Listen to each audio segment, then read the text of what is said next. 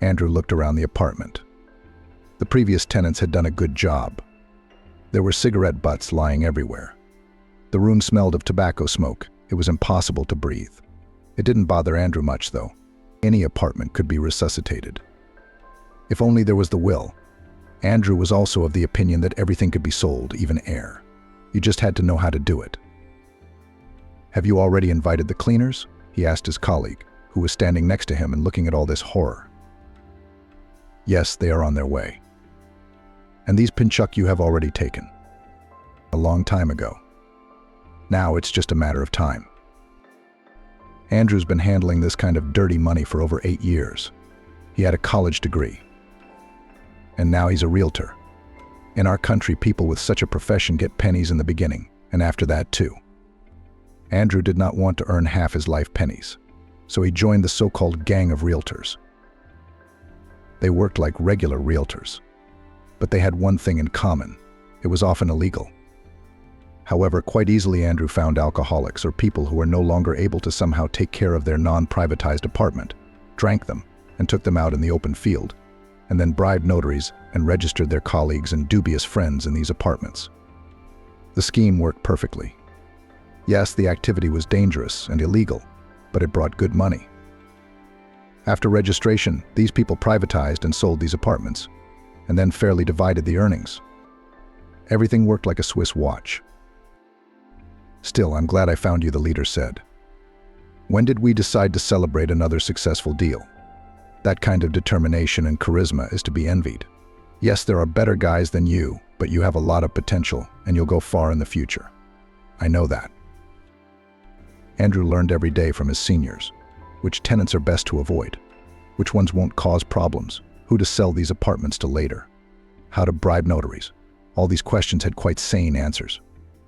Soon Andrew himself began to give lessons to less experienced comrades. One day Jan asked, sitting next to Andrew, "What if the police? What will the police do to you?" Andrew answered the question with a question. "I'm a real swindler. It's a criminal case. Fraud." "So Ian, you seem like a smart guy, but if you're smart, the police won't get to you." "That's not an explanation. You don't need an explanation. Don't be a rat and everything will be fine." Soon Andrew was out of the business. No, his scams weren't over. He just moved on to a new niche. In those 8 years, he'd made a lot of money, but that wasn't enough for him. He didn't want to stop there. After all, if the system of life could be broken, he could continue to play cat and mouse. No one ever suspected him of these frauds. The people who made deals with him were happy with their new apartment. And these homeless people, whom Andrew's friends took somewhere in the countryside or in the fields, somehow lived out their lives there. However, Andrew didn't care about them. The only thing he cared about in life was money. And fortunately for him, he knew how easy it was to get it, without hunching over in a stuffy office, spoiling his posture and killing his health. One day a great idea popped into his head. Andrew immediately began to realize it. "So you want to offer me such a sum of money for this case?" asked the head of the company. "Let's be honest, you're not going to keep building one way or the other. I am well aware of your current financial situation. Eventually, your money will run out and the company will go bankrupt. And I'm offering you a win-win." Andrew reasoned with a smirk. He knew that sooner or later this man would agree to the deal. "What makes you think we're on the verge of bankruptcy? The company is growing nicely. I have connections and smart people whispered in my ear about your situation. It's just a matter of time. And soon you'll be out of everything," Andrew continued. "You know that very well. I'm offering to save your hides and possibly your families." "Do you think that's legal?" the manager asked incredulously. "How can it be legal? Don't be ridiculous." "Of course it isn't. But I'm sure you won't miss this once-in-a-lifetime opportunity. You have a family, don't you?" "Yes," he nodded. "And how will I provide for it when the company is in debt and loans?" "That's none of your business," the manager said. "I'm just guessing," Andrew shrugged. "You know, there are plenty of companies like yours out there, and smart people wouldn't turn down an offer like that. I'll give you an hour to think about it." Andrew left the office, knowing that he would be called back in an hour. So he waited. In fact, it happened even faster than he'd anticipated. He was called back in 15 minutes. Andrew, very satisfied, went into the office and sat down again on that cozy white chair. "Good," said the manager. "But why do you need it? Do you have nowhere to put your money?" "That's none of your concern," Andrew replied. "The deal is good for you. That's all you have to worry about." The manager hesitated for a moment, but then gave up and said firmly and confidently, "I agree to the deal." "Good," Andrew rejoiced. "Then we will sign the necessary documents and you are free to go." Andrew had been hatching this plan in his head for a long time, and now he began to act. He bought the so-called apartments at a terribly cheap price. And the construction company didn't mind. They were really on the verge of bankruptcy, which Andrew saved them from, you could say. These non-existent apartments he planned to now put on sale, and competently organizing an advertising campaign to earn a fairly large amount of money. Having signed all the documents with the developer, Andrew paid the agreed amount of money and was left with these apartments, which did not even have walls yet. It was time to take action. A man of about 50 years old walked into the office. A couple of gray hairs could already be seen on his head. Andrew invited the guest to sit down and asked the secretary to pour him some coffee. "Good afternoon. Are you here about the apartment?" Andrew asked. "Yes, of course. Why else?" replied the man. "I was just looking for a suitable apartment to move into and came across your website." "Great. I hope you are aware that these apartments will only be ready in a year or two. New construction. You know what I mean?" "Yes, of course. The scheme makes perfect sense to me." "It's not for nothing that they call it distant," nodded the client. "You know, many acquaintances say that you should be very careful when choosing a developer, after all, such money. But I've read various reviews of your company, and I'm happy with everything." Andrew wanted to jump with happiness. Of course, all these reviews were written by bots or people who didn't care what to write reviews on. All that mattered was money. Andrew had it all figured out down to the smallest detail. "Yes, I agree with you, the developer must be reliable," he nodded. "But don't worry, everything will be documented and notarized. Let me show you our plans." Andrew unfolded a brochure with apartments and the future look of the house in front of the man.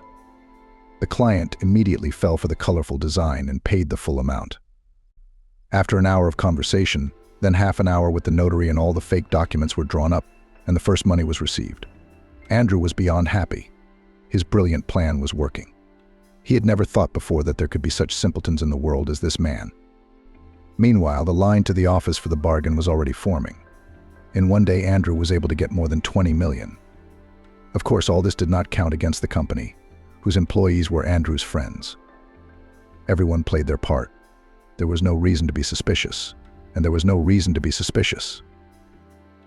"Mom, I'm home," Elsa announced loudly as she stood on the mat in the hallway.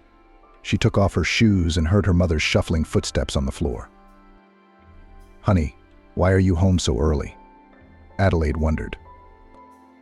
"Yes, my class was canceled. They said there was no point in having a history lesson now that no one was taking the exam. It's better to study at home for the important subjects. Oh, I didn't even have time to make soup. I somehow slept until 10 today, but I can afford a day off." Elsa smiled. "Oh, Mom, you have no idea how some people dream of a day off in the middle of the week. They envy you. But your mother works on Sunday, while normal people lie in bed." "That's right," Elsa grinned. "I'll go while I do my homework. Call me when something's ready." An hour later, Adelaide called her daughter for lunch. "The soup is amazing, Mom," Elsa marveled. "I still don't understand why Dad left you." "You see, these men don't know anything about true happiness," joked Adelaide. Elsa finished her soup, drinking bread, and continued. "Listen, Mom. You know that in a month my birthday is coming up, 18 years old after all. Do you mind if I invite my friends over?" "Oh yes, of course I don't mind," my mother smiled. "I could even go." "No, don't go. My friends love you very much. Stay and have fun with us. Is my cooking good? I'll be the only one cooking that day." "Are you sure?" Why don't you go to the country house or Kira's? Mom, I'm sure I convinced my daughter. I love you madly and I want you to spend this important day with me. You should know what I'll give you, intrigued the mother. All the girls will die of envy. New cosmetics, dresses, perfume? Elsa began to guess. No better. I'm sure you'll appreciate my gift. Adelaide had been sitting outside the office with the wooden door for half an hour. She had not been summoned. Finally, they let her in. Good afternoon, my name is Andrew. He smiled. I'm Adela, and I'm sure you're the only one who can help me make the best gift for my daughter. I'm all ears. Adela made herself comfortable in the chair and began. I would like to buy a one-bedroom apartment somewhere on the 15th floor. The main thing is to have a view of the sunset from the windows. Do you have one? Sure, Andrew replied confidently. So you're ready to sign? Don't you want to hear the price? Adela was embarrassed and shook her head. You see, I wanted to show you something more valuable than money. Andrew was intrigued. He approached Adela, who was pulling something out of her purse. She pulled out a small wooden box and showed it to Andrew. What's in it? The man asked. Adela smiled and opened the box. Andrew's eyes sparkled. He was looking at a blue stone, shimmering with all the colors of the rainbow, decorated with gold and small diamonds. It's a blue garnet, very rare in nature, Adela explained. This pendant is a family heirloom. I was going to pawn it, but I thought I'd show it to you first. Andrew's eyes sparkled. He tried to take the box, but Adela closed the lid, almost pinching his fingers. He pulled his hand away and looked at the woman with a smile. I don't think you need to go to a pawn shop. We're willing to take this pendant as payment. Adela was very surprised, but not confused. Are you sure? Is it legal? Of course it's legal. The notary is here for a reason. Kieran. Andrew nodded towards the lawyer sitting with a folder. Adela glanced at Kieran. He looked very young. Is that your lawyer? She questioned. Yes, Andrew smiled. He looks like a schoolboy, but he works very well. Shall we do it? Adela bit her lip, as she always did when she was nervous. She had a difficult and important decision to make. Andrew, meanwhile, handed her the necessary documents. I can give you some time to familiarize yourself. Is there anyone you need to consult? No, I'm just going to go through the paperwork and... hold on. Can we see the apartment first? Adela, I thought I mentioned it wasn't there yet. You mean it's not ready yet? It'll be finished in 2 years, but we're already having a big buyout. I understand. But the foundation's already there, the walls. Why don't we go over there? And then I'd be happy to sign the paperwork. Andrew, of course, didn't like the idea, because he didn't want her to suspect anything. But Adela didn't seem like a very bright woman. She wasn't even embarrassed by the fact that he was willing to accept payment in jewelry. I don't think that would make sense. What's bothering you? I don't know. Would you like to be sure or something? Andrew smiled. He stood up and pointed the woman in the direction of the window. The windows overlooked a building under construction. There was really only the foundation and a small part of the walls. Construction had just begun. I can show you how we plan to do it, Andrew offered. Adela scrutinized the building from the window. Andrew did not understand the meaning of her actions, because the building had not yet taken on a presentable appearance. He handed her various booklets with pictures of apartments, courtyards, and playgrounds. Andrew wouldn't mind living in such a high rise, but he realized that all these pictures would remain pictures. Yes, Adela answered confidently. In a few minutes, they signed the necessary documents and Adela paid for the apartment with her expensive pendant with a rare stone. I hope my daughter will be happy in it, she said as she signed the contract. Thank you. Andrew felt uncomfortable. Yes, he'd spent his life cheating, but this situation suddenly stabbed him right in the heart. The woman seemed nice, and he didn't wish her any harm personally. But it wasn't his fault that everything in the world was based on money. I can't take it anymore, admitted the lawyer with glasses, after Adela had left. You can't what? Andrew questioned him seriously. Deceive people. You're the ones keeping me here out of my own free will. The last sentence infuriated Andrew.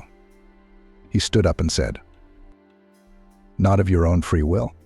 Who else is going to pay $200,000 a month to a lowlife like you? Nobody wants you. Nobody. And I gave you a chance to earn your own money. I'm sick of it. Are you going to be millionaires at this rate? This is a criminal case. A criminal case. Kieran stood up, collected the documents in his folder, and headed for the exit. And where will you go? Andrew asked him in a nervous but stern voice. He never allowed himself to show weakness in front of his colleagues and subordinates. They must not think that they had won or could somehow hurt the boss. Anywhere. And I'd rather work for pennies than for you, Kieran said his last words and left the office. Andrew stood in a daze for a long time, and then sat down in his chair. He realized that this was the end of it. It would be impossible to find another person with a notary license to forge documents in such a short time. The matter was further complicated by the fact that Kieran could turn Andrew in to the police at any moment. Laurel, please bring the statement of our income. I need to know the final amount, Andrew called the secretary. A few minutes later, a huge folder lay on Andrew's desk. The amount earned pleased him. He realized that he could close the business. No one noticed how he withdrew all the money from the company account and transferred it to his card. In a few more minutes, he was already walking down the office, meeting the surprised faces of his colleagues. Andrew, where are you going? A coworker asked him. I have to show a client a house. Andrew tried to get out of it. A house. But we agreed that we don't show anyone the house. Didn't you explain it to her? I did, but she wanted to be sure. I'll just show her the building and she won't suspect a thing, Matthew said. But Andrew's coworker seemed to suspect something. Matthew looked around incredulously at Andrew and his belongings. All right, he replied uncertainly. Go. An hour later, Andrew was already sitting in the airplane and preparing to leave the country. Matthew, yelled one of the employees, running up to his friend. What's wrong? Why are you yelling like that? Andrew ran off and stole all the money. We don't have a dime left in our account.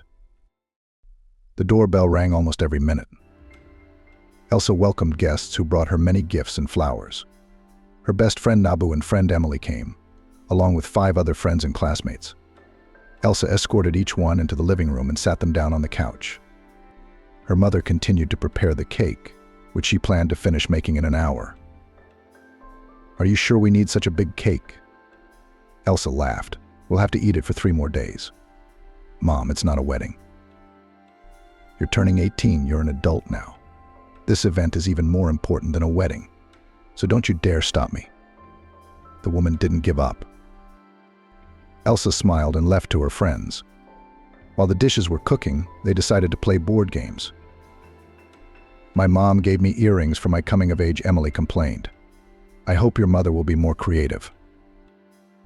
Even if my mom gives me a candy bar, I'll be happy. After all, the main thing is that I have her, confidently answered Elsa. I agree, supported her Nabu. Parents are only a part of our lives. We should appreciate every moment with them. After all, one day they will be gone, and all of us will regret that we did not tell them how much we love them, that we complained about the gifts. And then we'll miss that attention, their support. Well, you know, Emily continued resentfully, my brother got a car for his birthday, a car. Damn it. You can always buy your own car. But you won't always be with your parents, Nabu said. You'll regret hugging them later, but it'll be too late. Okay, guys, Elsa interrupted them. It's actually my birthday today, not a wake. So stop talking about death and who's going to be sorry for who. Yeah, sorry, Nabu said, embarrassed. Guys, the table is set, waiting for you to sit down. Came from the kitchen. Everyone immediately rushed to the table in the kitchen. Some of them had not eaten all day to taste the delicious dishes that Elsa's mother cooked. She was a master at it. Thank you, Elsa thanked her friend again. I'm glad you have the same opinion as I do. Now let's go celebrate my day and have fun. Everyone sat down at the table. Some had already pulled off the sausage, others were eating Caesar salad. Adelaide tapped her glass lightly with her knife to get everyone's attention. She stood up and, raising her glass, began. I am so glad that we are all gathered together today to celebrate the birthday of the person most dear to us, my daughter. Adelaide met Elsa's gaze and didn't want to break that eye contact, for it was her she was addressing. My little girl turns 18 today. This number means a lot to every person, because he or she is entering adulthood, full of adventures and problems. Of course, everyone laughed at these harmless but correct jokes. I know that my Elsa is very determined, Adelaide continued. She achieves everything, and always. Nothing can ever get in her way. She can cope with all of life's problems. Let's drink to that. But not everyone here is 18. Can I have a soft drink? Nabu said jokingly. Everyone laughed and then clinked glasses.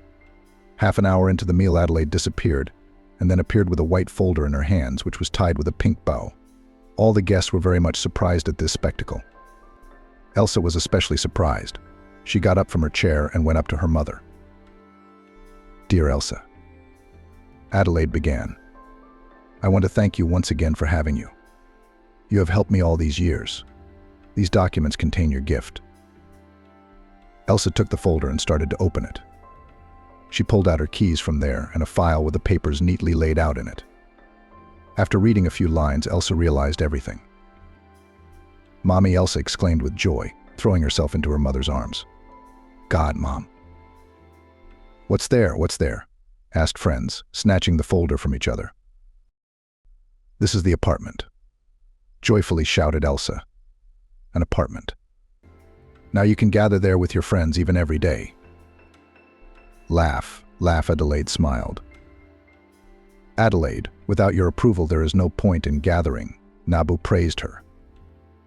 Mom cried with happiness. Elsa, thank you. Thank you, you deserve it. Adelaide replied tenderly. The next morning was the happiest morning of Elsa's life. She got up early, put on some music, brewed coffee, and made delicious cheesecakes. Mom was still gone, but Elsa realized that she was very tired. Yesterday they had cleared the table until 2 in the morning and washed the dishes afterward. An hour or two passed. Mom still did not come into the kitchen. Then Elsa decided to surprise her. She put a couple of cheesecakes in a plate, poured her mother's favorite syrup over them, poured coffee, and with a tray in her hands went to her mother's room to arrange her breakfast in bed. However, when Elsa opened the door to her mother's bedroom, the tray nearly fell from her hands. Her mother was sitting on the bed with a lost face, watching television with tears in her eyes. Elsa immediately put the breakfast tray on the table and ran up to her mother. Mom, what's wrong with you? Are you what? Elsa looked at the television screen. The news was talking about some people being detained, but it wasn't clear yet how it concerned her mother. Adelaide was silent and paid no attention to her daughter. She called out to her and tried to get her mother to look at her. Mother, Elsa shouted nervously once more. Only after this cry did Adelaide look at her daughter. Her mother's face was swollen, her eyes red from crying. Her hands were trembling. Mommy, what happened? What did you see? Did something happen in the city? Did someone die? Mommy, answer me. I'm so stupid, Adelaide replied in a shaky voice as she continued to cry. Now the tears were rolling down onto her daughter's pajamas. Mommy, can you explain to me what happened? No, first, give me a sedative. Elsa jumped out of bed and ran to find a sedative in the medicine cabinet. She found it quickly enough and soon returned to her mother. When she drank the pills with water and calmed down a little, she sighed and began her heartbreaking story. They tricked me, my daughter. Oh, cheated. Aren't they ashamed? Somebody tricked you? I wanted to make you happy. And those devils knew everything, but they didn't stop me. Egotists, thieves, scum. Mom, be more specific. I don't understand anything. Didn't I buy you an apartment? Yes, you did. Why? What's wrong with it? Look at the news. Elsa looked at her mother in disbelief and then turned on the TV. The news said that members of a gang of swindlers had been arrested. They deceived people by selling them non-existent apartments. The circumstances are being investigated. Mom, what does it mean? Elsa asked excitedly. I bought an apartment from this real estate development company. They offered such beautiful views from the window, and I didn't even suspect a thing. How stupid of me. Who sold you the apartment? Elsa stood up abruptly. We'll go to the police right now. Right now. Who's going to help us? They don't know all the details yet. We'll file a complaint. We should get our money back. I'm sure I'm not the only one who fell for this scam. Come on, let's go to the police. Elsa started to collect her mother. She gathered all the necessary documents, took the damned folder with the apartment contract and took her mother out. They got in the car and drove to the nearest police station. Is this your signature? The investigator asked Adelaide, pointing to the document. Yes, it is. Adelaide sobbed. But I didn't think they had anything. It's just an ordinary company, said the investigator. It says here that you didn't pay with money, but with a valuable pendant. Didn't that make you uncomfortable? A little, Adelaide answered through her tears. But afterwards I thought it was a way of paying. What difference does it make whether I take it to a pawnbroker or pay for it immediately? Adelaide, in this country we only pay with money. Where did you get the information that you could pay for an apartment with a pendant? I don't know, Adelaide continued to sob. The investigator handed her a glass of water. Go outside, get some air. Then come back and we'll find out, I promise.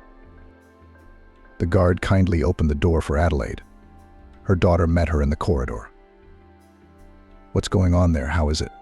Elsa asked her questions. It's not good, my dear. I'm the fool. A normal person would not give the pendant, which was passed down from generation to generation, to a crook. No one will compensate me for anything. It's all my fault. I'm sorry, Laurel. I robbed you of your apartment and the family jewel. Mom, what are you talking about? I tried to cheer her daughter up. You're not the only victim of these things. They'll find them. They'll get what they deserve. You'll be compensated. They sat down in the waiting room and waited for something. After half an hour, one of the employees came up to them and told them they'd better go home. But how can they go home? Adelaide was indignant. The investigator said we would continue the conversation. He has already made certain conclusions. We'll call you when we know a little more.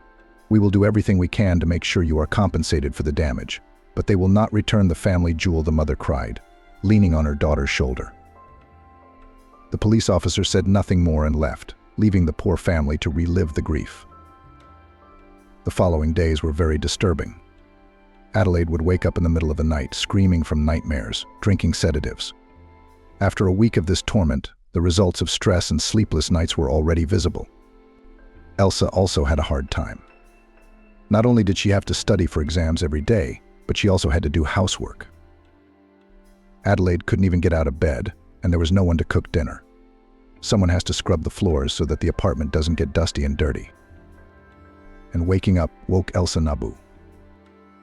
The bell rang a long time ago, he said. Elsa raised her head and looked sleepily at her friend. You slept through a whole lesson.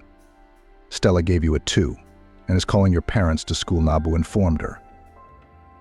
Elsa began to slowly throw her notebooks into her briefcase, muttering under her breath.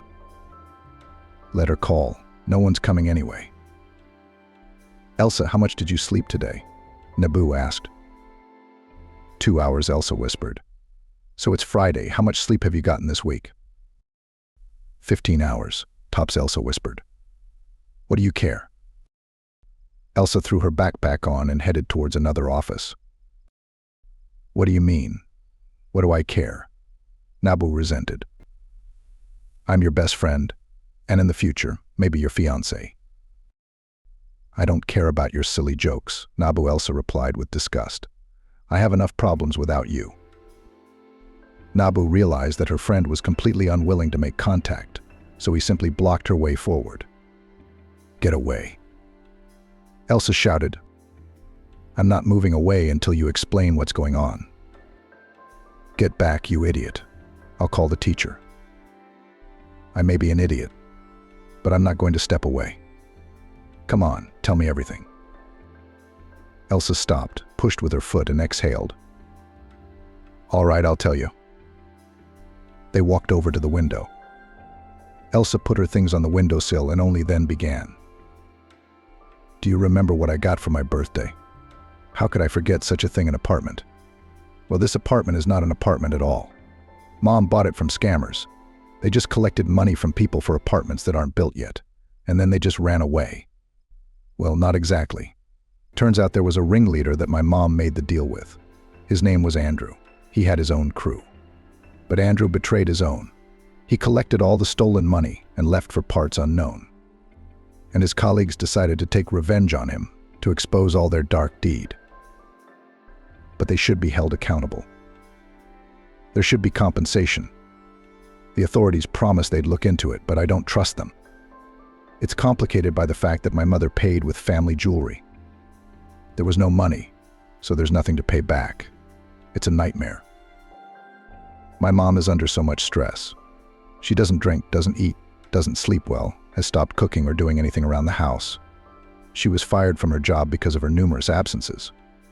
She is developing a real depression, and I don't know how to help her.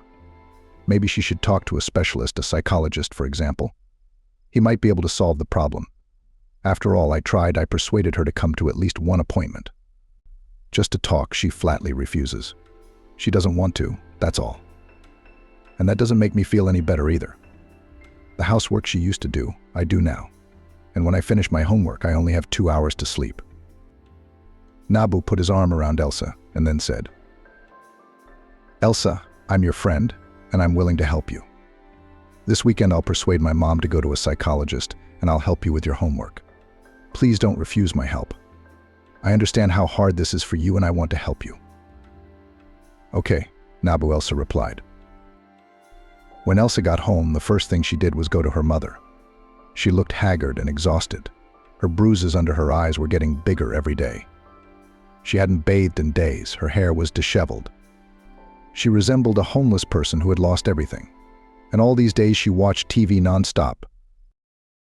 Mom, Elsa whispered, entering Adelaide's bedroom. Can you talk to me? Her mother didn't answer. She was like a zombie. Before, Elsa would just walk away after such disregard for her existence. But this time she couldn't take it anymore. Mother, Elsa screamed, Mother. Adelaide didn't turn her head. It was as if she had lost her hearing. Elsa sobbed amidst only the annoying voices of reporters and journalists from the television.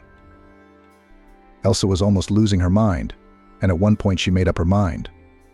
She went to the nightstand, grabbed a desk lamp, and threw it at the TV with all her might. The TV fell to the floor with a crash. Only then did Adelaide look at her daughter. She didn't say anything, just stared at her with her absent, lifeless gaze. It was as if she had become an emotionless vegetable who neither sees nor hears anything. Nothing bothers her, she just exists out of inertia. Elsa started shaking her mother to bring her to her senses. Mom, come back to me. Wake up, wake up. I'm here, your daughter, Mom. It's nighttime. Should I go to bed? Adelaide asked calmly. Elsa wiped away her tears and looked at her mother in shock. Had this person completely lost her mind? Had she already forgotten that she had a daughter? Mom, do you remember who I am? She asked pitifully. Laurel, what kind of stupid questions are these? Smiled Mom, wiping the tears that flowed down her daughter's cheeks. Elsa cried even more. Her mother remembered how long it had been since she had seen her smile. Mom, let's you and I go to the doctor, Elsa suggested. He'll help you. Honey, let's talk tomorrow. I'm very sleepy. Sure, Mom. Elsa put her mother to bed, and herself began to clean up the consequences of her stress. That TV had cost a lot of money, which they were having trouble with. Elsa wanted to punish herself for such a breakdown. In the morning, Elsa opened Nabu's door. What are you doing up so early? She asked. We're still sleeping. But we didn't agree on a specific time, so I thought I should come early. Am I right? No, Elsa answered softly. I haven't even woken Mom up yet, but I can leave." Elsa rolled her eyes, grabbed him by the scruff of the neck and dragged him into the house. "Go to my room. I don't want my mother to see outsiders, especially in this state." Elsa pointed him to the right door and went to wake her mother herself. "Mom," she said softly, "Mom, it's time to get up. We have plans today." Booed Mom. Elsa remembered her mother waking her up in first grade. For many people, this early rising was stressful, but for Elsa it was an opportunity to hear the kindest words and eat the most delicious cheesecakes or pancakes. Adelaide woke up again in a terrible state. Elsa had already stopped paying attention to it. She dressed her mother, fed her, and led her to the exit. "I'll get the keys now and come back," Elsa warned her mother. However, Elsa cleaned up a bit. She ran to her room where Nabu was. "If you haven't had breakfast, there are a couple pancakes in the fridge," she turned to her friend. "Wait for me here. I'll be back in an hour. With or without Mom, I don't know yet." "Will do." Captain Nabu tried unsuccessfully to defuse the situation. They sat in the psychological center for an hour. They were invited to an appointment. "Good afternoon. We are here, and you." Elsa introduced herself and sat her mother on a comfortable soft chair. "Good afternoon. Yes, just one remark. I will need to talk to your mother personally." The psychologist addressed Elsa personally. "But I should explain the situation, right?" "That won't be necessary. I'll find out everything myself. Don't worry, your mom will be fine." Elsa thanked the psychologist and left the office. In the waiting room she was offered coffee, but Elsa refused, so there was too much anxiety in her life. "What's up?" Nabu wrote to her. While waiting for Mom. "No news," Elsa typed to him. "Everything will be fine," he replied. Half an hour later, a psychologist came out to see Elsa. The specialist was excited. "Well, what is it?" Elsa asked in a trembling voice, jumping up from her chair. "Your mother's condition is extremely serious. She has a prolonged depression. Her brain is so unwilling to accept reality that it blocks out many memories and external stimuli. She can often talk like a 5-year-old, so she's trying to protect herself from everyone and everything. Yes, she watches TV all the time, often does not pay attention to me, even when I call her." After consulting with a psychologist, it became clear that Adelaide's condition is very severe and requires serious treatment. The psychologist recommended going to a psychiatric clinic where Adelaide could receive the necessary help and take care of her mental and physical health. Elsa took this with apprehension, as she had stereotypical ideas about mental hospitals. However, the psychologist reassured her that it was a good modern clinic. In addition, the psychologist advised her to be examined in a regular hospital, as Adelaide's condition was worrisome on physical grounds as well. Elsa followed the advice and went with her mother to the city hospital. "Where are we going, my daughter?" Adelaide asked. "We are going to the hospital, Mom." Elsa smiled, trying to hide her despair. After the examination, the attending doctor informed Elsa of the disappointing diagnosis. Adelaide had a brain tumor at the third, almost final stage. This explained her memory loss, strange behavior, as well as her thinness and emaciation. The doctor recommended keeping Adelaide in the hospital for further evaluation and treatment, although the chances were slim. "Of course," Elsa replied, her hands shaking as she tried to open the front door lock. Hearing the sounds, Nabu hurriedly opened the door to the returning Elsa. "Where's your mom?" was the first thing he was worried about when he saw Elsa alone. "At the hospital," Elsa replied in a trembling voice. Elsa answered Nabu tiredly and monotonously. "I gave her to the hospital." "Are you all right?" Nabu gently inquired. "It'll do, of course. I've been better, but at least my mom is getting help now, and I should be happy about that," Elsa replied. They walked into the kitchen. Elsa put the kettle on and sat down at the table, covering her face with her hands. "I'm sorry," Nabu tried to support her. "Remember when you said not to mess around in your apartment?" Elsa looked at him tiredly. "Did you break something?" "Nothing. I just took the TV to the repair shop. Did your mom break it?" No, it was me. Why? My mom was really sick last night. She was completely out of touch with reality because she was chained to that TV the whole time. I had no choice but to do what had to be done. How much did they charge for the repairs? Not much. I have an uncle who works there. I explained the situation, and he'll do it for free. Thank you. But you shouldn't have. Why not?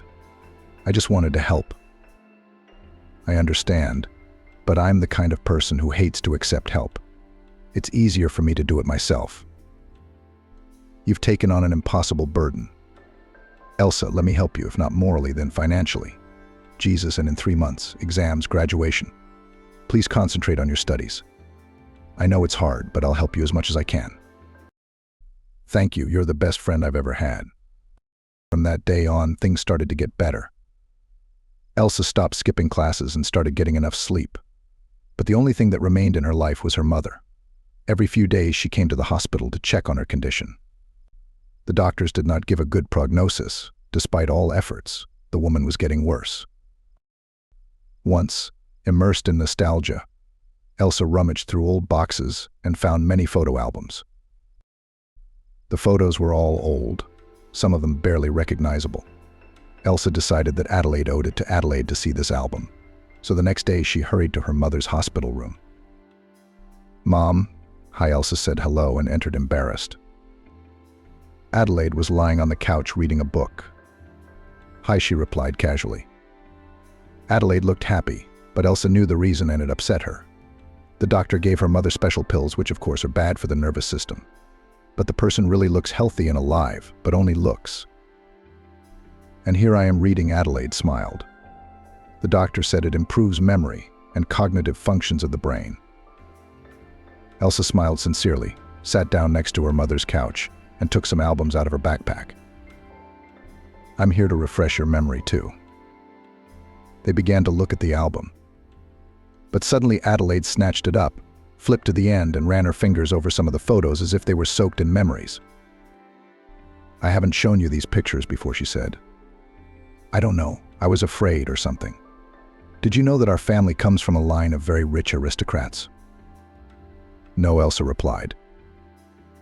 Well, they died during the revolution, but not all of them. Survived the children, your great-grandfathers. Not even ashes of that manner are left. But your great-grandfather managed to hide something very valuable today. His mother had a pendant, a wedding present from the groom gold with a rare blue stone inside. You know, it reminds me of that necklace from the movie Titanic, Heart of the Ocean. Elsa was amazed that her mother remembered everything in great detail. But it's not surprising Titanic was Adelaide's favorite movie. This pendant is in a drawer, in a wooden box. It's so precious to me, you have no idea. Only at that moment did Elsa realize which pendant she was talking about.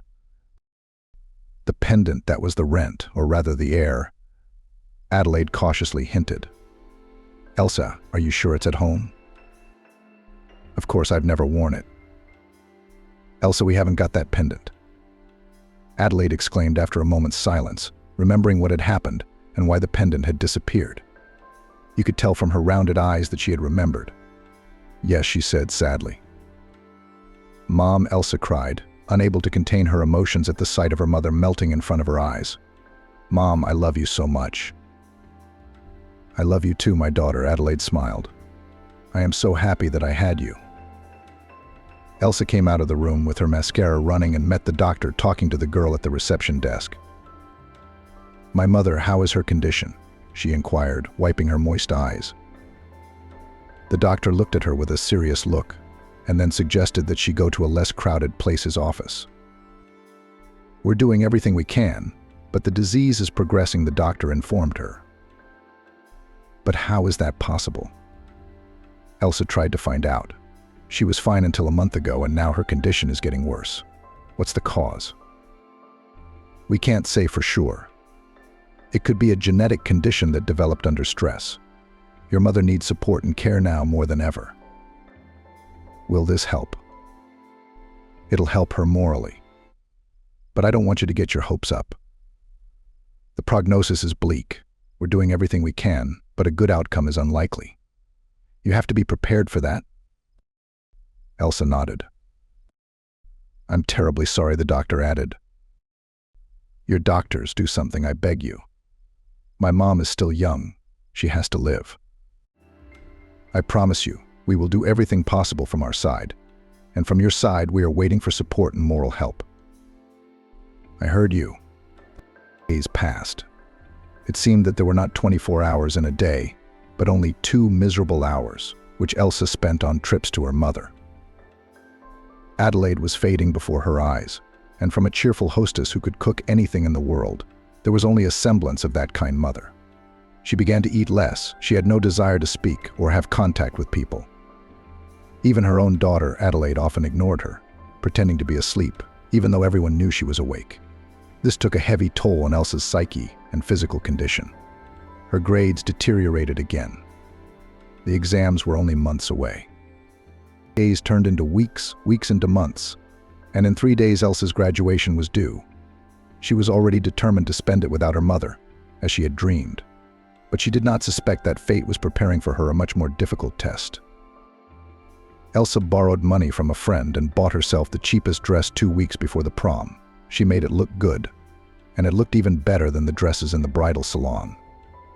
Elsa was proud of herself. Are you ready to graduate yet? Nebu texted her at night. You know, this graduation would have brought me a lot more positive emotions if it wasn't for the situation with my mom, Elsa replied to him. I understand, and hang in there. Remember that I'm with you. However, even this support didn't save Elsa at a crucial moment. At 3 a.m., she received a call from the hospital. The tired voice of the nurse on the phone said, Your mother was very ill today. We had to perform an operation. We fear that she may not live to see the morning. Elsa jumped out of bed, and 10 minutes later she was rushing to the hospital. She rushed into the room and saw her dying mother. She was lying on the couch breathing through a tube. Mom, Elsa whispered, approaching the closest person in her life. Mom, I'm here. The cancer's about to get her, the doctor said behind her back. She may not recognize you anymore, but you try. Mommy, it's me, Elsa, your daughter, remember? She cried, clutching her mother's hand. Elsa. Adelaide marveled. Elsa, my daughter. Yes, Mommy, your daughter. Elsa replied in a trembling voice. I remember you, the woman smiled and coughed. Sweetheart, he's taking me away. Who's taking you away? Who's taking you, Mommy?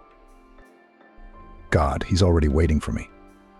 When I was asleep, he told me to say goodbye to you. Elsa turned away to hold back the cry that burst from her chest. Say goodbye, she smiled through the tears rolling down her cheeks. Well, let's say goodbye. Laurel, I love you. Adelaide moaned hoarsely. You could see how hard it was for her to speak and strain her voice. Mom, I love you too. Kissing her hands, her daughter said. I don't want to die, the woman sobbed in a low voice. But you know I believe in the heavenly world. If God wants me to, I will do his will. I'm so afraid of oblivion, of this eternal darkness.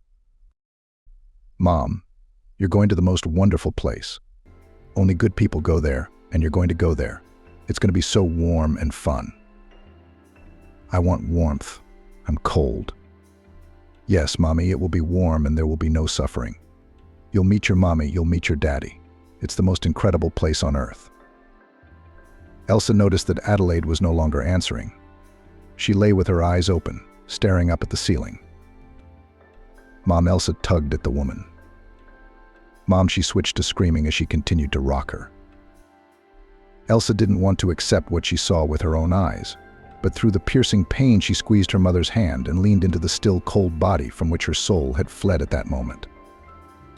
Mommy, Elsa whispered, swallowing the lump in her throat.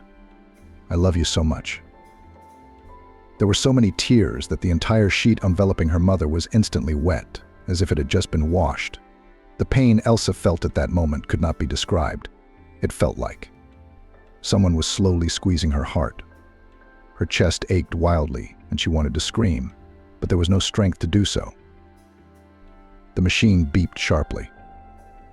The doctors rushed into the room and stopped a few centimeters from the couch on which the late Adelaide was now lying. They dared not move. Out of respect for their daughter, they stood with their hands clasped together and heard the quiet sobs of Elsa, who could not tear herself away from her mother's body. Elsa didn't know how much time had passed, minutes or hours. Someone put his cold hand on her shoulder. "Elsa, you have to go," a man's voice almost whispered. Elsa stood up, staggered, and stepped aside. 3 medics covered her mother's body with a black blanket, disconnected her from the life support machines, and took her to the morgue. Someone was whispering, saying something to Elsa's face, maybe ordering her. But she didn't react. When she was almost forcibly removed from the room, she woke up only in the waiting room. Before that, she felt as if she were in a dream. Now it was like she was alive again. "Are you okay?" the nurse sitting next to her asked. Elsa did not answer. She had no strength for anything. "Would you like a cab?" the nurse offered kindly. "If it's not too much trouble," Elsa replied. Ever since she was a child, Elsa had wondered why it always rained on mourning days. Does the weather know when to cry and suffer? On this day, standing outside the temple where her mother was being buried, Elsa thought about it. It wasn't just rain, it was a real downpour. Nabu was standing beside her, holding an umbrella. At this moment, while all the graduates were celebrating the beginning of a new life, Elsa was saying goodbye to a huge part of her former one. A coffin was carried out of the temple, carried to the hearse. Elsa never would have thought that her high school graduation would be remembered by this particular event. The pink dress she had purchased for graduation looked eerie among the black mass of people. The relatives of the late Adelaide were leering at Elsa and her outfit. "I hope at least my mom likes me dressed like this," Elsa remarked. "Your mom would like you to be in a dress like that," Nabu said confidently. "I'm sure she would love it. Or maybe I'm just too young and stupid to realize the seriousness of the situation." Elsa thought, I still can't accept the fact that I am an orphan at the age of 18. Nabu did not answer, realizing that words were useless now. Instead, he moved closer to Elsa and hugged her as tightly as he could. "I am with you," he said quietly. Adelaide was buried. A part of Elsa went underground with her forever. Things would never be the same again. Elsa will never be able to eat her mom's delicious cheesecakes or laugh with her again. There won't be those heartwarming conversations on Friday nights in the kitchen when watching a movie. Elsa will never see her mom's smile again. All of that is lost forever. Elsa walked home to the hoot and holler of drunken teenagers celebrating graduation, to the clatter of fireworks and the enthusiastic shouts of her parents. She wrapped herself in a warm sweater and raced home as fast as she could. Silence. It was never like this in this apartment, except at night. And now it was almost night. So Elsa imagined that her mom had just fallen asleep and she couldn't sleep. She brewed some strong tea, took out an old album from the closet, and began to leaf through page after page. Her breathing became ragged and her fists clenched with anger when Elsa saw the pendant on her grandmother's chest. "I'm there, Mom," she whispered proudly and confidently. "I'm there for you where the gap is." The days of the fraud investigation passed. Everything went quiet. The investigators promised to continue the search. But Elsa already had little faith in these words. It was time to send applications to various universities. Many of her classmates decided to stay in their hometown, following the proverb, "Where I was born, there and came in handy." But this story was definitely not about Elsa. She was determined to move, and not to an ordinary city on the outskirts, but directly to the capital. Nodding, Nabu continued to rock Elsa on the swing, but was clearly upset by this news. "Why do you have to go there? Stay here," he urged. "What's keeping me here, or who's keeping me here?" Elsa sighed. "My mom is dead. I'm an orphan." "What about me?" Nabu remarked resentfully. Elsa paused the swing and looked at him. "But I can't stay here. This place is weighing on me. Every day I see places I used to see very differently. This is where my personal tragedy happened." "You're running from your feelings," Nabu suggested. "Perhaps, but I will be relieved. This place will no longer weigh on me like a huge weight." "Elsa, you know why I'm in pain. Why are you doing this?" You're hurting me. Naboo, you know the answer too. Our feelings are not mutual. I can never look at you as a boyfriend. And you'll never be able to see me as a normal friend. So what? That's it? The end of our friendship? I don't know. I think it's the beginning of something new. The sea is cleaner and more beautiful after a storm. But I am not the sea, and you are not the storm, Naboo objected. The sea is life, and the storm is the tragedy that has befallen me. I will go away. It will be easier for me. All right, Naboo replied resentfully. Do as you please.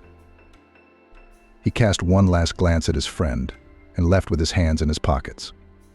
Elsa made no attempt to catch up with him. She realized that this was truly the end. Nothing could save their friendship anymore, if it could even be called friendship at all. Naboo had just been chasing her all these years. She had turned it into a game called friendship. Elsa realized she was hurting the guy badly, but there was nothing she could do about it. She couldn't reciprocate, no matter how good he was. No matter how many good deeds he did, she would never look at Naboo any other way than as a friend. Despite her sadness, Elsa sprang into action. She knew she had many chances of getting into the capital. Her certificate shone with excellent grades, and her high U scores spoke for themselves. In addition, she knew French as well as a native speaker, all thanks to her mom, who took care of her education in time. Thank you, Mom, Elsa said, sending her documents to 5 selected universities in Moscow and looking up at the ceiling. All that remained was to wait for an answer. Elsa realized that some of the universities would definitely accept her, so she didn't waste time and started selling the apartment, which she needed to get rid of as soon as possible. Could you repeat, please? Why do you want to sell the apartment? Asked the woman at the viewing, who looked like a formidable and fair businesswoman with a straight posture and an extended neck. I'm leaving for Moscow for good, so I don't see the point in leaving my property here, Elsa explained calmly. Yes, but this apartment is not worth 10 million, 3 million at the most. Do you agree? No, Elsa answered firmly. You said that bargaining is appropriate. And this is not bargaining, but a desire for freebies. You've reduced the price by more than half. Are you out of your mind? The woman snorted and headed for the exit, tapping her heels. At this rate, you sellers won't find buyers, she said, and slammed the door loudly. However, Elsa did not suffer long with the apartment. Soon found people who were happy to buy it at an attractive price. These people turned out to be a young couple looking for a good apartment to renovate to their liking. Sergei, and the kitchen is great. Admired the girl. It will not have to be repaired. It will fit perfectly into our concept. Yes, dear, that's right, said the tired husband. When can we come over? He turned to Elsa. I'm leaving here in a week. The documents will be ready in a couple of days, she answered. First you pay half of the amount, and then another part. When I give you the keys and leave. That's fine with us, said Elsa. Then write to us as soon as the documents are ready, the girl smiled. It's a deal. 3 days later, Elsa received letters from the universities. Each of them approved her application and gave her an opportunity to get free tuition. Elsa decided to choose the most prestigious option, Moscow State University. The letter also said that she would be provided with a dormitory. So now Elsa didn't worry about housing. Are you sure you have decided? Naboo asked her, trying not to meet her gaze. Sure, Elsa answered confidently, and with a smile as she left the house with her suitcases. Elsa, before the new tenants arrive, can I talk to you? Elsa nodded and they moved aside to the bushes. Elsa, our last meeting didn't end well, Naboo said. But I don't want you to hold a grudge. I don't like that kind of innuendo. And yes, I've already realized that I behaved wrongly. I shouldn't have pushed you so hard. I always knew this friendship would always be just that. A friendship. I'm so sorry. You're a fool, Naboo. I'm not the least bit upset with you and never have been. I know you're sad to part with me, but I'm sad too. I want to leave this place, but I don't want to leave the people who live here. These bright, friendly friends, neighbors, and regular passers-by. This town will forever be etched in my memory. I will miss this house and these hometown streets. It's really hard for me to part with it, but I have to move on. I'm going into my future and I'm not going to stop. Your mom would be very happy to hear you say that, Nabu smiled. A black car pulled up to the house, the doors opened, and the same young couple walked up to Elsa and Nabu. They were anticipating the moment when they would be handed the keys to their apartment. Good afternoon. George said hello. We're ready to move in now. How are you doing? Elsa pointed to her suitcase and her car on the sidewalk. Ready to move in too, she replied. In that case, check the balance on your card. All the funds have already been transferred, George said. Elsa opened her phone and confirmed what the man had just said. Then she took the keys out of her pants pocket and handed them to him. Good luck, Elsa said goodbye and headed to Nabu's car that was to take her to the airport. They made it there without any adventures. Nabu helped Elsa to check in the tickets and drop off her luggage. When they announced the boarding to New York, Elsa noticed a tear rolling down Nabu's cheek. But the guy immediately brushed it away and pretended that he was not sad at all. Is everything all right? Elsa asked quietly as they stood in line. Yeah, thanks for being my friend, Nabu replied and poked her in the shoulder. I'll still be her. Yes, of course you will. Pulling a smile on his face, he said. They approached the stewardess who was checking tickets. This is the end of our journey. Goodbye, Elsa, Nabu said and left without waiting for her friend's reaction. Elsa walked to the plane through the aisle and kept thinking why. Why is Nabu the only person who didn't turn his back on her? Who helped her to the end? Elsa couldn't believe that their friendship had come to an end. But as she had suspected, it was obvious. Welcome to MSU, said the girl who accompanied Elsa to the dormitory. You'll be living with me and one other girl. You'll like it. We're very friendly and fun. Elsa was not eager to participate actively in student life. She didn't care about parties or assemblies. She only came here to study, and she was driven by revenge. They entered a spacious room. The walls were painted a basic beige color. They were decorated with 3 paintings and embroidery. But what Elsa liked most of all were the dream catchers above each bed. Oh, I think I forgot to introduce myself, laughed the attendant, Elsa's roommate, Chris. And I'm Elsa, she repeated, sitting down on the bed and marveling at the softness of the mattress. I didn't think that this place would be so comfortable. I usually imagined a dormitory with cockroaches and dirty floors. They can be said another neighbor, sitting on her bed and filing her nails, but not in our building. This place is really clean and orderly, so don't think you can bring guys here. I don't, Elsa said, embarrassed. Can you study here? Chris changed the subject to avoid an argument, pointing to a chair by the window. Actually, when we came here with Muse, this room looked terrible. But over the last 2 years, we've made it up in no time. So you're already in your 3rd year? Elsa guessed. Yes, I guessed, Muse replied grimly, continuing to file her nails. See that embroidery on the wall? Chris tapped her on the shoulder. That's my work. It didn't take long for Elsa to get used to the new place. Chris did turn out to be very friendly, just like she said she would be. But there was a problem with Muse. She didn't make contact. It seemed that she was disgusted by the mere sight of Elsa. Elsa did not understand the reasons for this dislike, but accepted the character of her neighbor. On the 1st of September, school began. Elsa did not fully understand the essence of the specialty hotel business, but she has always been attracted to the profession related to hotels and service personnel. In the future, she wanted to open a hotel herself. Every evening when tired Elsa returned from classes, she sat down at a desk, opened a textbook on financial literacy, and wrote everything she could. After 3 months of such labor, she figured out where to invest the money from the sale of the apartment. All these months she spent the minimum on food and personal hygiene products. She had about $1 million left, which had to be hidden somewhere. But Elsa decided not to mindlessly invest the money in a bank account. She went a smarter way, invested in currency. In the future, under favorable circumstances, it was possible to get much more than it was in the beginning. And since Elsa didn't really need the money yet, she took the risk. Where is Muse? Elsa asked when Chris entered the room. It was 11 p.m., and Muse was still not home. She's still at work, replied a tired Chris. We have an internship right now. Where do you work? in the Hotel Mirage on Novokuznetskaya. They take only from the 3rd year. But we didn't even find out, we just needed somewhere to get an internship. To be honest, Muse and I don't plan to work in hotels. My uncle made me, for example. By the way, this uncle took us on an internship. He owns the hotel. Can't your uncle hire you? And me unexpectedly? Elsa was surprised. Chris raised her eyebrows in surprise. Why you? But I need a job, and this would be a great option. Especially I, unlike you and Muse, want to work in hotels in the future.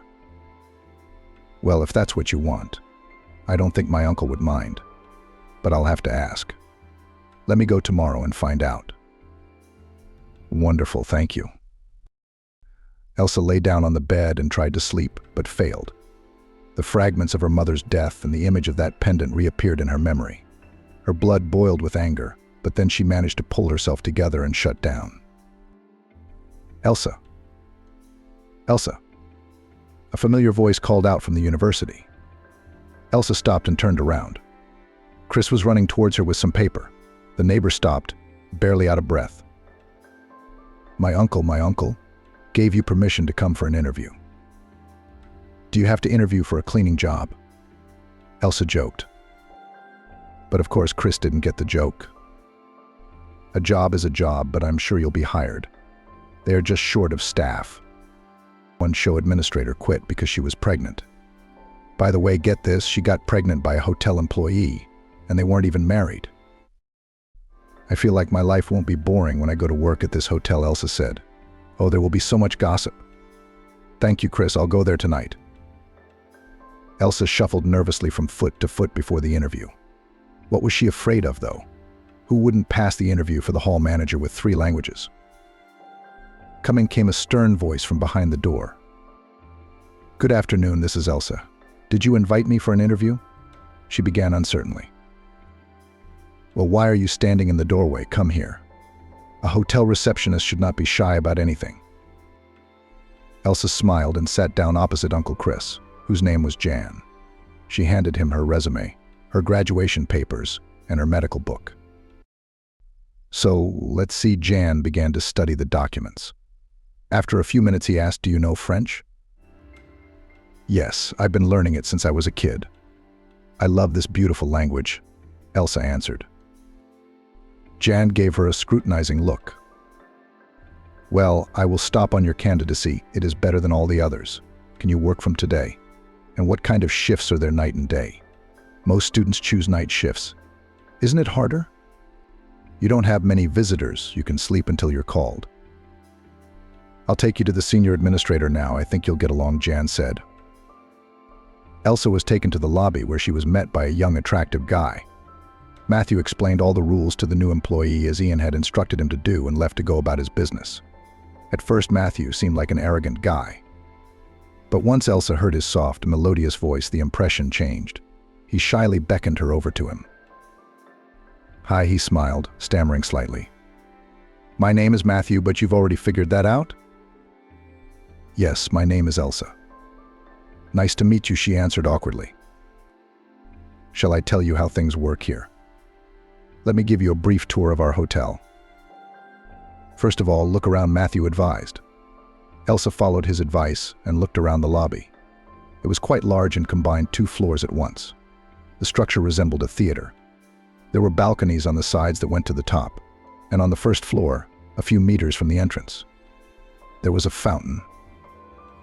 How much did they pay? She said out loud, not thinking anyone would hear her. A lot. We're an expensive hotel. A room here costs $25,000 a night, Matthew said. It's still the cheapest. $25,000 for one night? Elsa got excited. Quiet, don't shout like that. The first rule is that you can't yell at us. We always have to be polite and a little verbal, explained the guy. Do you understand? Yes, answered Elsa. They went to the second floor. This whole floor is occupied by restaurants. Here our guests hold meetings at breakfast or dinner. We have a stage over there, Matthew pointed to the far side of the room. So these balconies are for beauty? Oh, haven't you ever seen in the movies how important people go out on the balcony to discuss business? But these balconies, unlike in the movies, don't face the street, they face the lobby. I don't see anything wrong with that. The third and fourth floors were reserved for rooms, and the fifth floor had suites. The regular staff was not allowed to enter there. At the end of the tour, they returned to the front desk. "So, is everything okay?" Matthew joked. "No, I quit. Goodbye," Elsa replied sarcastically. As they stood at the counter, there was no one else. "Aren't you a student?" "Yes?" Matthew asked. "Yes, I'm studying hotel management. That's why I came to work here. I had to earn money somewhere anyway. Why not combine business with pleasure?" "Aren't you supposed to have school at 3? "No, it's a shortened day. That's why I went to the interview. I didn't think I'd be hired right away. I'm planning on working nights." "When will you study and sleep then?" "And that won't be a problem. I know how to allocate my time," assured Elsa. "You can't even manage time management. Why don't you find an easier job? I didn't come here to listen to advice, but to work." Elsa got angry. A young girl approached them. She looked like a realtor who wanted to cheat Elsa out of her apartment. "Good afternoon. How can I help you?" Matthew said. "What do you mean? What can I do for you? Are you a hotel or something? What can you do for me? Give me a room." Elsa looked at Matthew. He was not a very polite guest, but that's often the case with those who work in the service industry. "What room are you interested in? Single?" Elsa joined the conversation. "Young lady, do I look like a married woman? What kind of stupid questions are you asking me? Where is your manager? Call him here." "No, girl, please, let's deal without a manager." Elsa calmed her down. "We just need to know your wish." "My wish is that you call the manager," the visitor shouted. Elsa nodded to Matthew and he left to get Darian. "What kind of rude people work here?" The stranger was indignant while they were waiting for the manager. "I'm sorry, we didn't mean to offend you," Elsa said. At that moment, Darian had already approached them. He was dressed in a strict black suit with a tie and looked as important as this lady. Elsa was sure that they would find a common language. "Good afternoon. What happened?" he asked. "Good? I don't think this day can be called good. Your staff are terrible people. They treated me inappropriately, ruined my mood." "What kind of attitude is that, Darian?" "We were not rude. It's all a blatant lie," Matthew said. The woman's eyes almost popped out of her head. She played resentment and anger perfectly. "The guest is always right." Matthew Darian replied sternly. He approached the woman and asked her name. "Jessica," the guest replied resentfully. "I am very happy to welcome you," Jessica Darian said in a sweet voice and even bowed slightly. "We are sorry that such a situation happened. We would like to express our deepest apologies and offer you one of the best rooms in our hotel." Jessica immediately broke into a smile.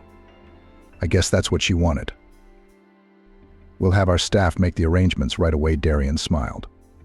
"Yes, Matthew?" "Yes, Darian." Matthew gave Elsa a little push and began to organize the room.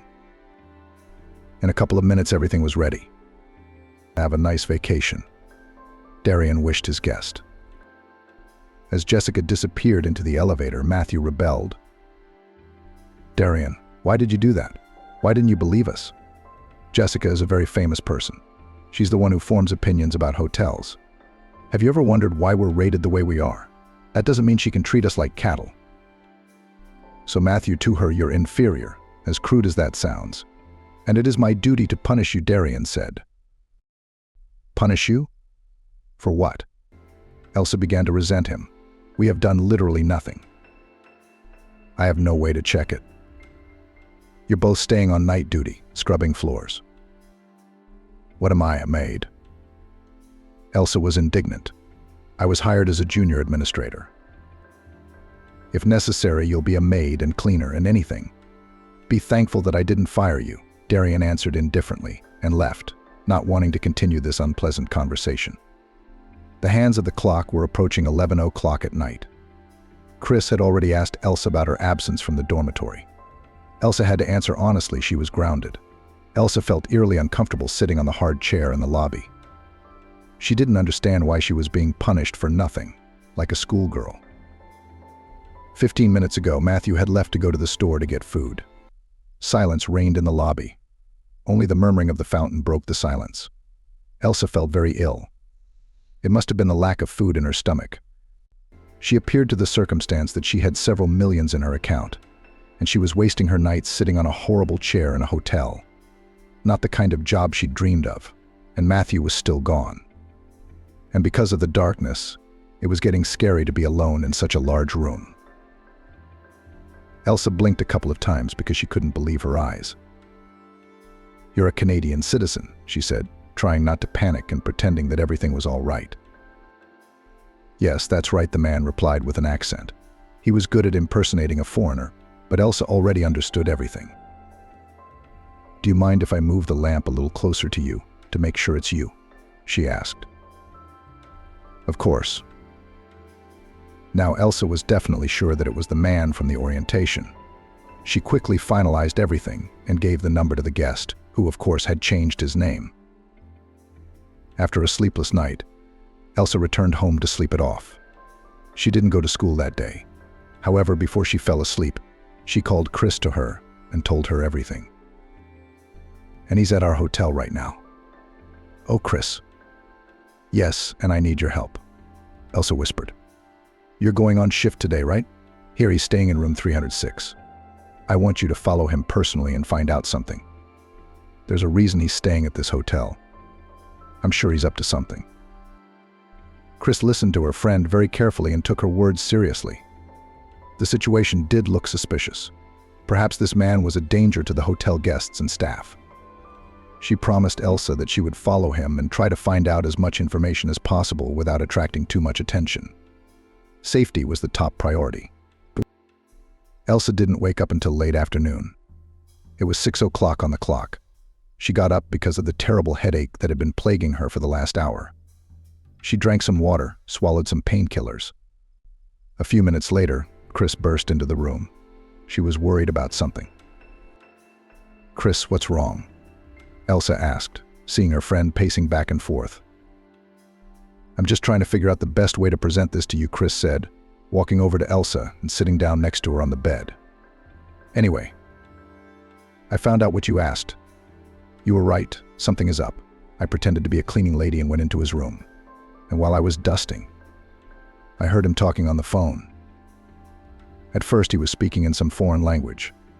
Of course I didn't understand anything, but then I heard the phrase 'tomorrow at 7 in the conference room,' this he said in English. I have no idea who he was talking to, but that's all I found out." "Thank you, Chris," Elsa nodded. "I'll go there tomorrow." The next day, Elsa stood at the front desk and looked only in one direction the whole time, toward the conference room. "Where are you looking so intently? Did I miss something?" Matthew asked her. "What time is it?" Elsa asked nervously. 6:55. "Any minute now." "What?" "Any minute now. If you're talking about something dangerous, I'll be forced to alert management." "No, don't you dare," Elsa shouted. At that moment, people started coming out of the conference room. Tom was among them. Elsa looked hopefully at Matthew. "Cover for me," she asked, taking off her receptionist's uniform and putting on her maid's uniform. "What are you doing?" Matthew said indignantly. "I want revenge. If you're my friend, don't get in my way, but help me." "Explain it to me." "One thing at a time." "There's no time, I have to go." Elsa took the pre-prepared tea set and went to the hall. Elsa's palms were sweating, but she walked, firmly realizing that this was her chance, the very moment when she could get her revenge. She didn't yet understand what she would do or how she would do it, but she knew for sure she would win. She entered the hall under the pretense of being asked to bring tea to the guests. The guards let her through. When she entered the hall, she immediately analyzed the situation. In the very center of the round table sat Tom Mann. Some men in black suits were seated around him. Tom was saying something in bad French. Elsa couldn't make out the words, because he kept stuttering and sometimes talking nonsense. It was like the babbling of a 2-year-old child. He obviously didn't know French, it was obvious. At last Elsa could understand what they were discussing, or rather trying to discuss. It was about building a whole network of business centers in New York and Paris. All of Tom's colleagues were apparently French. You could read the bewilderment on their faces. When Tom confused words, he should have had an interpreter. But apparently there wasn't enough money for that. Elsa seized the opportunity and approached one of the Frenchmen with an offer of tea. As she leaned over to pour the tea for him, she smiled kindly and whispered quickly to him in French. "Act as if I were just talking to you. This man, Tom, is not who he says he is. He's a crook. Don't make any deals with him." Elsa felt the other people in the room begin to squint at her. The Frenchman she was talking to took her advice and pretended that he hadn't heard anything, that they were just discussing tea.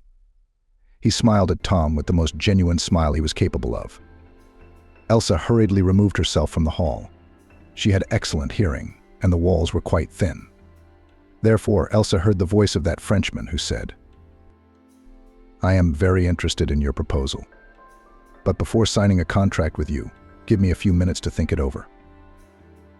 The Frenchman walked out of the hall and noticed Elsa signaling him from the right corner. They retreated to the staff room. It was there that Elsa decided to expose the fraudster. She took out her cell phone and began showing French various news publications. She took newspaper clippings out of her pockets and showed him a photo of her mother, who had passed away because of this madman. The Frenchman was horrified by what he saw, but there was no need to create panic. Tom might get suspicious and go into hiding. This could not be allowed to happen. He decided to go to the hotel manager. Elsa went with him to translate in case of emergency. "Jan, oh my God, call the police," Elsa advised him. "He'll soon get suspicious and run away. Then we'll never catch him. There's a man like that under the roof of my hotel. That would be such a blow to my reputation," John objected. "All the more you should organize the capture of a criminal who destroys people's lives," said Elsa firmly. After a short thought, Jan listened to Elsa and called the police. In front of the astonished guests, the police officers handcuffed Tom and took him for questioning. The Frenchman almost kissed Elsa, trying to thank her. She saved him from such a terrible deal. Surely this crook was already up to something. The next day, when Elsa came to work, she saw a gorgeous bouquet of red roses on the table. "Who is this joy to whom?" she asked Matthew. "It's from your French admirer," he answered. "He is waiting for you in the main hall." Elsa held the bouquet to her nose and almost fainted from the fragrance. The flowers contained a note, "Mademoiselle, waiting for you in the hall." It was written in French. Elsa immediately rushed to the hall to meet the Frenchman who had given her such a wonderful surprise. He was sitting on a blue sofa and looking at the floor. "Are you waiting?" Elsa said hello. He immediately jumped up, started kissing his savior, saying many compliments to her. They sat down on the sofa, and the Frenchman was finally able to introduce himself properly. "My name is Bernard. I am so glad that fate gave me you as a rescue. I don't know how it would have turned out if you hadn't arrived in time. The collapse of our company, the disgrace of France, would have been a real horror." Elsa was indignant, laughing at his endless exclamations. "Tell me, why do you know French so well?" he admired. "It is the first time I meet a young American woman who speaks our language as if it were her own." "Thank you," Elsa replied with a smile. "I've known French for a long time, and my mother taught it to me as a child, so I've been familiar with the language since I was in diapers. It was easy for me to learn. I'm really a native speaker now." After Elsa began to tell him the story of her family, about the tragic death of her mother, about how badly things turned out when they met this horrible man. "I can't imagine what you're experiencing," the Frenchman admitted. "But we finally managed to catch this fugitive. I'm sure he'll get a big sentence. He's cheated a lot of people." "Yes, that's his only talent," replied Elsa grimly. "I cannot know how you feel now. but I can guess how you will feel after my proposal," Bernard continued. Elsa perked up her ears. The beginning sounded interesting.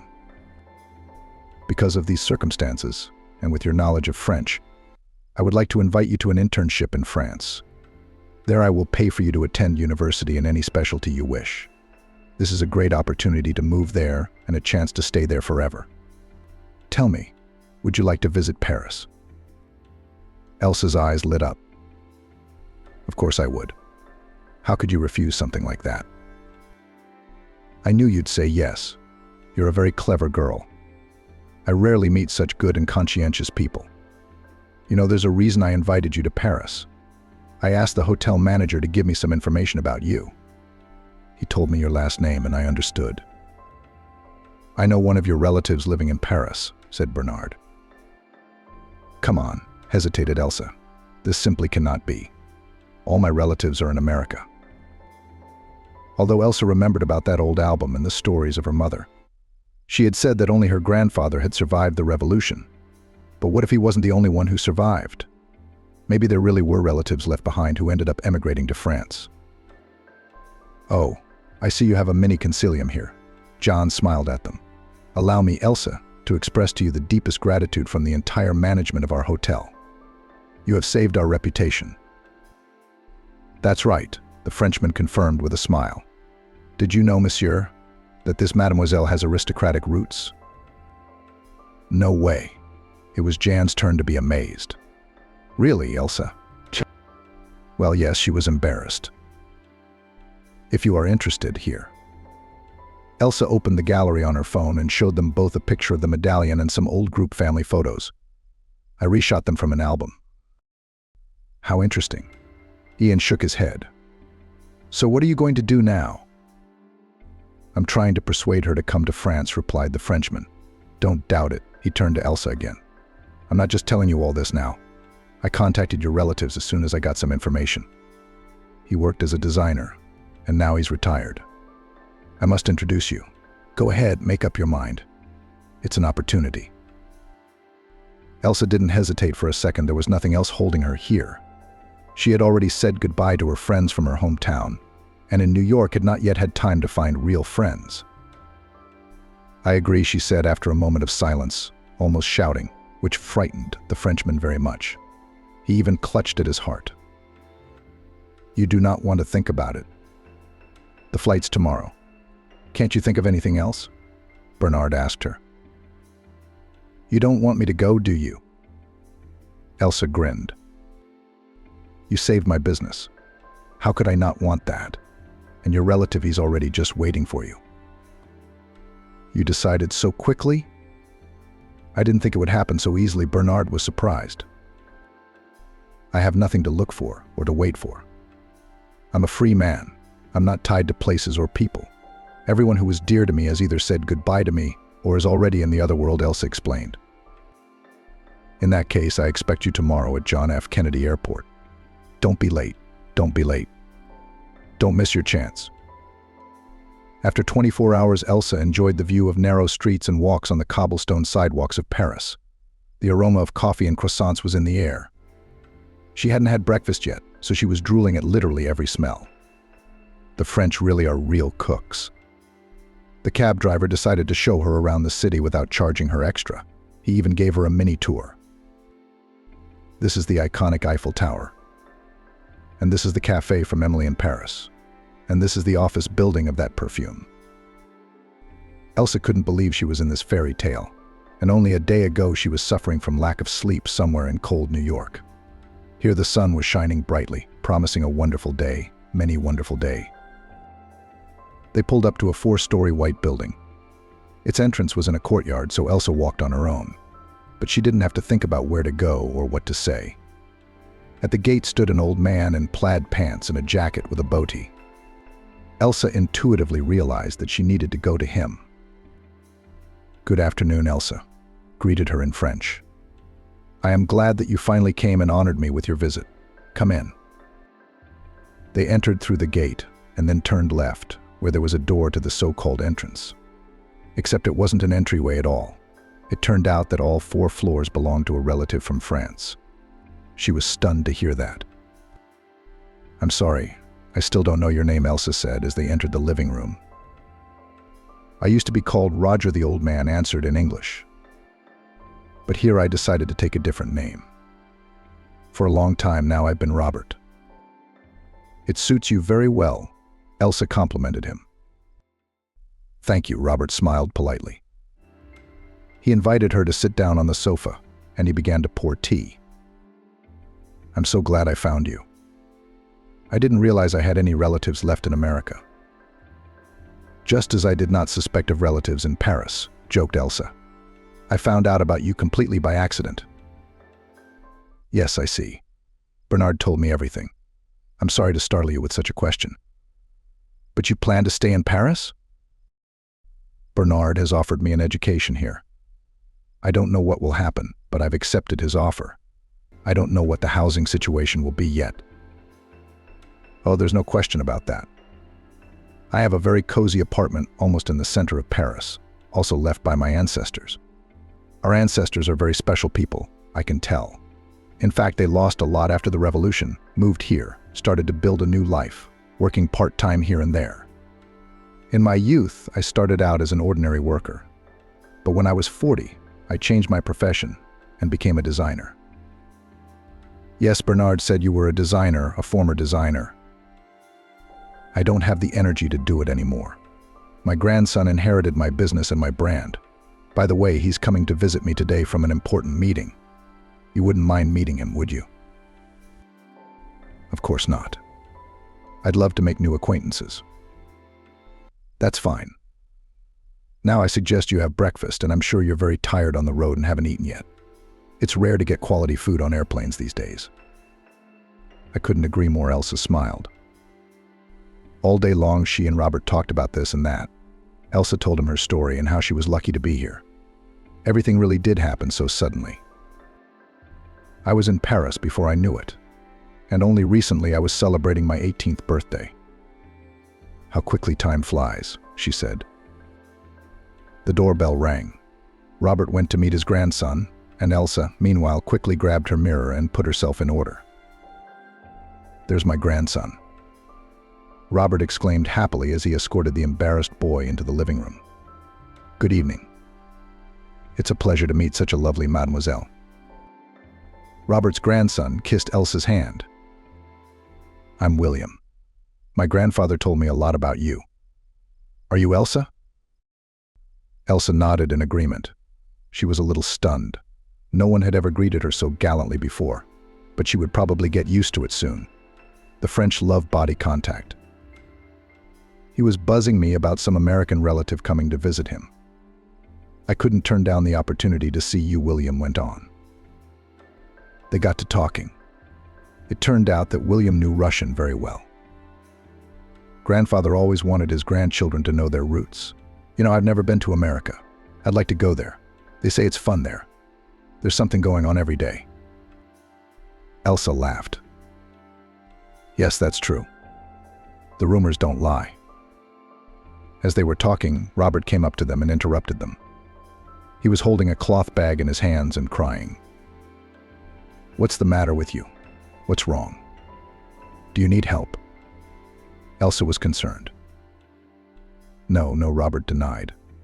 "I'm sorry. I let my feelings get the better of me. It's just that this pouch contains something that might worry you." Robert gently placed the pouch in Elsa's palm. She didn't open it right away, afraid of what she might see. She untied the black ribbon and slipped her hand into it. She fumbled for something glass or metal. Her curiosity couldn't wait any longer. She looked at what now lay in her hand. A gold pendant with a bright blue stone caused her a storm of emotion. She couldn't control her feelings and cried. It was the same pendant that turned out to be the key to all the events that had happened. It was all about that damn pendant. "Where did you get it?" she asked Robert, stammering. "My good friend Bernard gave it to me and told me to be sure to give it to you. He was given the pendant. During the investigation, the crook kept it in his safe all this time. He didn't even sell it, though he was going to. It's about time they stopped him. It was the only thing of value our family had left. Everything was either burned or looted, and this pendant was lost. At least that's what I thought until now. I am very glad that it is now returning to you as it should." "Thank you," Elsa whispered, and took this heart of the ocean, as her mother called it. From that moment on, Elsa's life took on new colors. She entered the University for International Relations, began to immerse herself in the culture of France, and her desire to see the world grew more and more. All this time she communicated with William. He turned out to be a real gentleman, invited her on dates, gave her flowers. Her first kiss was at the Eiffel Tower. What else could a girl dream of? And soon they were married. Played a loud wedding, which seemed to know the whole of Paris. Elsa was flattered by such attention. She felt special and free. The bitterness of loss faded into the background. Now in her life and priority was her family life. Several years had passed since then. Elsa walked along the rain-wet asphalt, holding the hand of her 5-year-old son Pablo. They had arrived in Russia a few hours ago. William was walking next to her. They were wearing black raincoats and holding umbrellas in their hands. "Mom, what's this for? Why couldn't I stay home?" My son whined the whole way. "It's important for each of us, dear," Elsa explained to him. "In the future, you'll realize it." She took him in her arms. So they walked faster.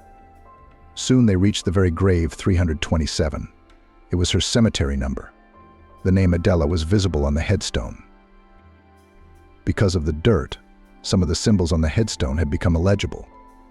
However, Elsa felt even in her heart that she was in the right place. Pablo and William stayed back, and Elsa walked right up to the grave. She laid flowers and said, "Hi, Mom. I thought I'd pay you a visit. It's been a long time since I've seen you. Don't think I've forgotten. I was just building a happy family." A light breeze blew on Elsa, which she took as a sign that her mother could hear her. "Mommy, I miss you so much." Elsa cried, bowing her head. "I miss your words, your support. You know I live in Paris now. Could you become a real chef there? I'm sure that in your new life it will be just like that." Elsa wiped her tears and took a small cloth bag out of her pocket. "Mommy, I brought you something." She took a pendant out of the bag and put it next to the flowers.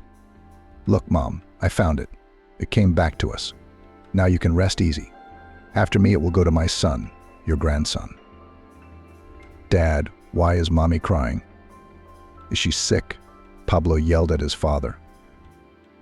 "No, honey, she just decided to finally let go of her past," William answered him seriously. Elsa stood up, shook off the last drops of tears, and smiled warmly at her baby. "Your grandmother sleeps eternal sleep here, Pavlik. She would be very glad to see you." "She sees me," the son suddenly answered very seriously, "there in heaven." The parents smiled at the child's directness, took their son by the hands, and went to the exit of the cemetery. Past the tall, dark fir trees, past the old and new tombstones, through the still silence. Home, to their present and future. "You see, Elizabeth is your daughter, all right," Sharon said in a confident tone as she examined little Holly. She had just turned 2 months old, but she seemed to have grown a couple of centimeters since her last visit. But thank goodness, the young mom exhaled with relief. "Thank you, Sharon, for coming right away. As soon as I saw the rash, I started imagining all sorts of horrors. I thought of all kinds of things." "And do not need unnecessary imagination," said the pediatrician after checking the arms and legs of the baby for the last time. "It is better to call me right away, and then you yourself are nervous, and the child with his mood worry. She feels everything, even though she's just a baby. Right, Holly?" Sharon smiled at the baby, and she bounced happily in response. "Oh, what would we do here without you?" Elizabeth said sincerely, putting her hand to her heart. "How good it is that they send such wonderful and caring specialists to us in such a remote area." Sharon said nothing. She smiled politely and began to pack her medical case. The woman turned 35 this year, but she worked and lived in a small southern village lost in the depths of Siberia. For almost 2 years now, Sharon had been assigned a small, bright house and her own office in the local hospital, the only one for many dozens of kilometers around. Despite the fact that Sharon, being a native of Moscow, was accustomed in her work and daily life to completely different conditions, the modest and somewhere even harsh life of the Siberian wilderness did not frighten her at all. The woman found in such an existence a kind of special spirituality, like that felt by monks, praying in their ascetic cells in ancient monasteries. Sharon. Sharon. Wait. The pediatrician heard a familiar voice behind her. Charlotte. A kind-hearted, blonde-haired woman who worked on a local farm was hurrying toward her, carrying a large, labeled can. Charlotte, Charlotte, don't shout like that. You mustn't shout. You might fall, she said, looking at the woman rushing toward her. The milkmaid only waved her hand. What can I do? We're all used to it here, Charlotte said, puffing out her breath after a brisk walk. Sometimes you rush in at dawn, don't you? You think she'll be all right, especially if she's expecting a calf. Sharon, I brought you some fresh milk, said the villager, holding out a can to the pediatrician. It was a particularly good milk yield. No, Charlotte, no need, tried to refuse the doctor. But the milkmaid was very persistent. Take it, she shook her head. Do you know how much of this stuff I have at home? But you still need it more. Your work is so important. You treat our children every day until night on rounds. It's not just milk, it's nothing. Charlotte just did not spit on the ground from irritation, remembering the previous pediatrician. For you, do you know what kind of doctor she was? She basically didn't care about the kids. Only did what came to the hospital to gossip, all the gossip we'll discuss. She'd put all kinds of makeup on her face and twirl her tail in front of our paramedic. Sharon hurried to take the can and thank the woman. She sensed Charlotte was about to get back on her favorite horse, and so she did. But whatever that St. Petersburg goat does, Charlotte continued to rage, no matter how much she tortured him. Vincent wouldn't even notice her, for crying out loud. I hear you, Charlotte, but I really have to go. I've got a lot of paperwork to do at the hospital. But Charlotte was unstoppable. She couldn't rest until she'd spoken her thoughts and feelings to the end. That was her broad country nature. Vincent's a different kind of bird. He's a what's his name, isn't he? The woman thought of the right word and was silent for a moment. Aesthete. That's not the kind of girl he wants. Charlotte looked at Sharon with a cheerful slyness and finished. Like you would find my wife quiet, calm, so that in the children of her soul to put her soul. The young pediatrician was embarrassed, feeling herself blushing to the roots of her hair. Sharon, please. Charlotte continued. You should look at him, and Vincent, as soon as he lost his wife. So consider, 5 years as a widower. He doesn't fit in here. He came to us from the capital too. Sharon truly wanted to go to hell at that moment. She quickly mumbled something about not having time. She thanked him again for the milk and hurried away from the chatty Charlotte. Everyone, literally everyone in the village was wooing her to Vincent, the local paramedic. Sharon didn't argue he was a good-looking man, tall, broad-shouldered, with a gait full of dignity, and only 5 years older than her. But despite the attention Vincent was showing her, Sharon didn't reciprocate it. To her, the handsome widower paramedic was just a pleasant colleague who had no feelings for her at all. And how could it be otherwise when the young pediatrician's heart was forever occupied by another man, her own husband? Sharon hurried to push the sad thoughts away. All the more so as the modest, beige and light gray building of their rural hospital loomed ahead. As she walked up the porch steps, she thought about how lucky she was that the people here had received her so warmly and friendly. Not every stranger from the capital city could win the trust of the villagers. Sharon, however, had managed to become practically one of their own. It was largely because she was literally obsessed with her work. And now, entering her cozy little office, the woman wanted to start filling out some paperwork right away, when her attention was attracted by a huge, lush bouquet on her desk. Someone had managed to put the flowers in a vase so that a wonderful fresh fragrance spilled over the room. That's not all that flashed through Sharon's pediatrician's mind. I've asked you so many times, she sighed. Sharon. Knock, knock. Can I see you? Vincent's perfect white smile brightened as he slowly pushed his way between the door and her office. "Good afternoon," Vincent Sharon said with a strained smile. "I assume these are flowers from you? Do you like them? I thought I'd cheer you up a little. You've been looking a little sad lately. Are you all right?" Sharon put the bouquet under the table and exhaled confidently. "The bouquet is beautiful. You didn't have to go to all that expense." She turned her gaze back to the flowers. "It was enough to wish me a good day. We've been over this, Vincent. I'm very much against any kind of attention in the workplace. Outside of work, too." Vincent's smile faded a little, but the man had no intention of giving up without a fight. "You know, Sharon, sometimes I think you're teasing me on purpose," the paramedic said without changing his face. "I just don't understand why you're doing this to me. To be honest, I'm starting to run out of ideas about what else I could do to please you." Sharon looked tiredly at the persistent suitor. "Vincent, how many times do you have to do this? How can I explain to you that there can be nothing personal between us? I know it's hard for you to accept the fact that I don't want to go out with you. But let's face it, we just want different things out of life. Our personalities don't match." Sharon looked at the paramedic pleadingly. She'd lost count of the number of times she'd tried to explain such seemingly elementary things to him. "It's because you still love your husband," the man asked her painfully. Vincent knew that Sharon didn't like to talk about her past life in the capital, and yet he never missed an opportunity to remind her of her reasons for moving to Yelchihu. Sharon's face instantly became impenetrable. "I'm sorry, Vincent, but I'm really busy right now. I'm afraid we have nothing more to talk about." "I understand your feelings as well as anyone," Sharon, Vincent said in a serious tone. "Believe me, I've been where you are. But sooner or later, you're going to have to get back to real life. Sometimes we have to accept the fact that our nearest and dearest are gone. By letting go of the situation, you can finally look around you and see that there are people around who care about you. I'll be waiting for you.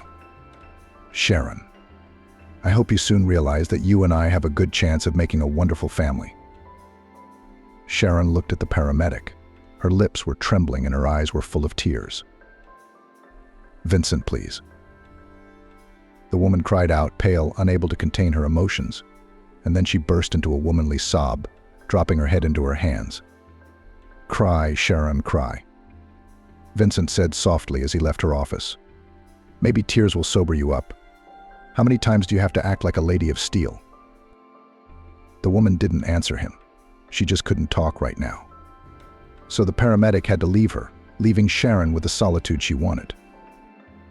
Sharon's mood was completely and utterly ruined. The pediatrician spent the rest of the day filling out the medical records of her young patients and their mothers, as well as seeing the babies in the hospital. The young woman tried to behave as usual, friendly and polite. However, there were cats on her soul. A familiar dull ache, coupled with intense anxiety, had begun to gradually fill her heart ever since Vincent had made her think of her husband again. "Ryan," she said to him mentally every time she felt unbearably tormented, "I believe we'll meet again. Let others say whatever they want. Remind me that you're probably not alive anymore. I don't believe it. I don't believe it, and I never will. You're so strong, so brave. You couldn't just die then, you couldn't." In the evening, getting ready for bed, Sharon sat for a long time in front of the mirror, looking at her face, which had stopped from heavy thoughts and worries. Who would have thought that in just 3 years the once young, energetic Sharon would suddenly turn into a grief-stricken woman whose gray hair, openly competing with the silver threads in her once perfect dark blonde hair, made her look much older and more serious than she really was. The young pediatrician used to love to read before bed, not professionally, but the most popular fiction she could get her hands on. Favor, in those days, living in the capital, the girl did not lack books. Here the maximum that she could afford was the magazine Bulletin of Medicine, and that by subscription, which she had so thoughtfully registered at the post office on the very day she moved to the village. No online store had ever delivered books to such a remote region. Yes, to be honest, Sharon was no longer drawn to the twisted detective stories or the magical adventures in a love story that she had once loved so much. The world had long ago lost all color for her, and only her work had kept the woman afloat. Immersing herself in the problems of newborns and their young, and sometimes not so young mothers, Sharon thus quenched her own pain, which every time stung her in the very center of her soul. It was worth it for the woman to remember that she herself was incapable of having children. Sharon stood up from the table where the small mirror stood, and out of the corner of her eye she noticed how thin and unattractive her figure had become. The expression that love dries a lonely woman dry described her at that difficult time in her life. She was lonely, and she loved with all her heart and soul, wholeheartedly and boundlessly one and only one person, who most likely was no longer alive. But pediatrician Sharon Kuznetsova couldn't even bear the thought of, as Vincent put it, resigning herself to letting go. Despite all the blackest moments of her reflection, there was still a faint hope in the same heart where the unrelenting pain now lingered. The hope that lifted Sharon in the morning every day and made her believe that one day she would hear the familiar warm voice of her adored husband. That night the woman could not sleep a wink. She kept returning her thoughts to her past, to those wonderful and easy years when she and her husband were truly happy, and nothing had marred their quiet family joy. They had made great plans for the future, and were completely unaware that all their hard-won happiness could collapse in an instant. Sharon felt tears running down her cheeks again. "Oh my God," the woman whispered to herself. "Ryan, honey, I'm sorry I'm such a sentimental fool." Before the inner gaze of poor Kuznetsova again involuntarily flashed colorful pictures of the years lived with her husband, gradually plunging the woman into a strong, but so simultaneously beautiful and sad dream, which the healer of children's diseases would prefer not to see at all, so as not to be even more emotional after her imminent awakening. Sharon had once had a very different life. Bright lights of the capital, work in one of the best clinics of the city, weekend meetings with her friends, and shopping trips to fashionable boutiques. All this was an integral part of the young pediatrician's daily routine. Sharon was born into a good and respected family of doctors. Her mother worked in gynecology all her life, while her father was one of the leading surgeons in Seattle itself. The girl always saw the example of her parents in front of her eyes. Strong, purposeful, they went straight to their goal and achieved everything themselves, thanks to their own diligence and natural talents, as well as the desire to constantly learn and develop in their chosen field. But besides all this, they also loved each other without memory, despite the fact that they lived together for almost 25 years. Their daughter dreamed of continuing the noble dynasty of doctors, choosing for herself the direction of pediatrics.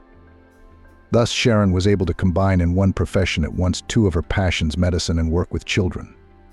The girl studied easily and with pleasure, and easily graduated from medical school with honors, after which almost immediately got a job in one of the best consultations in the city.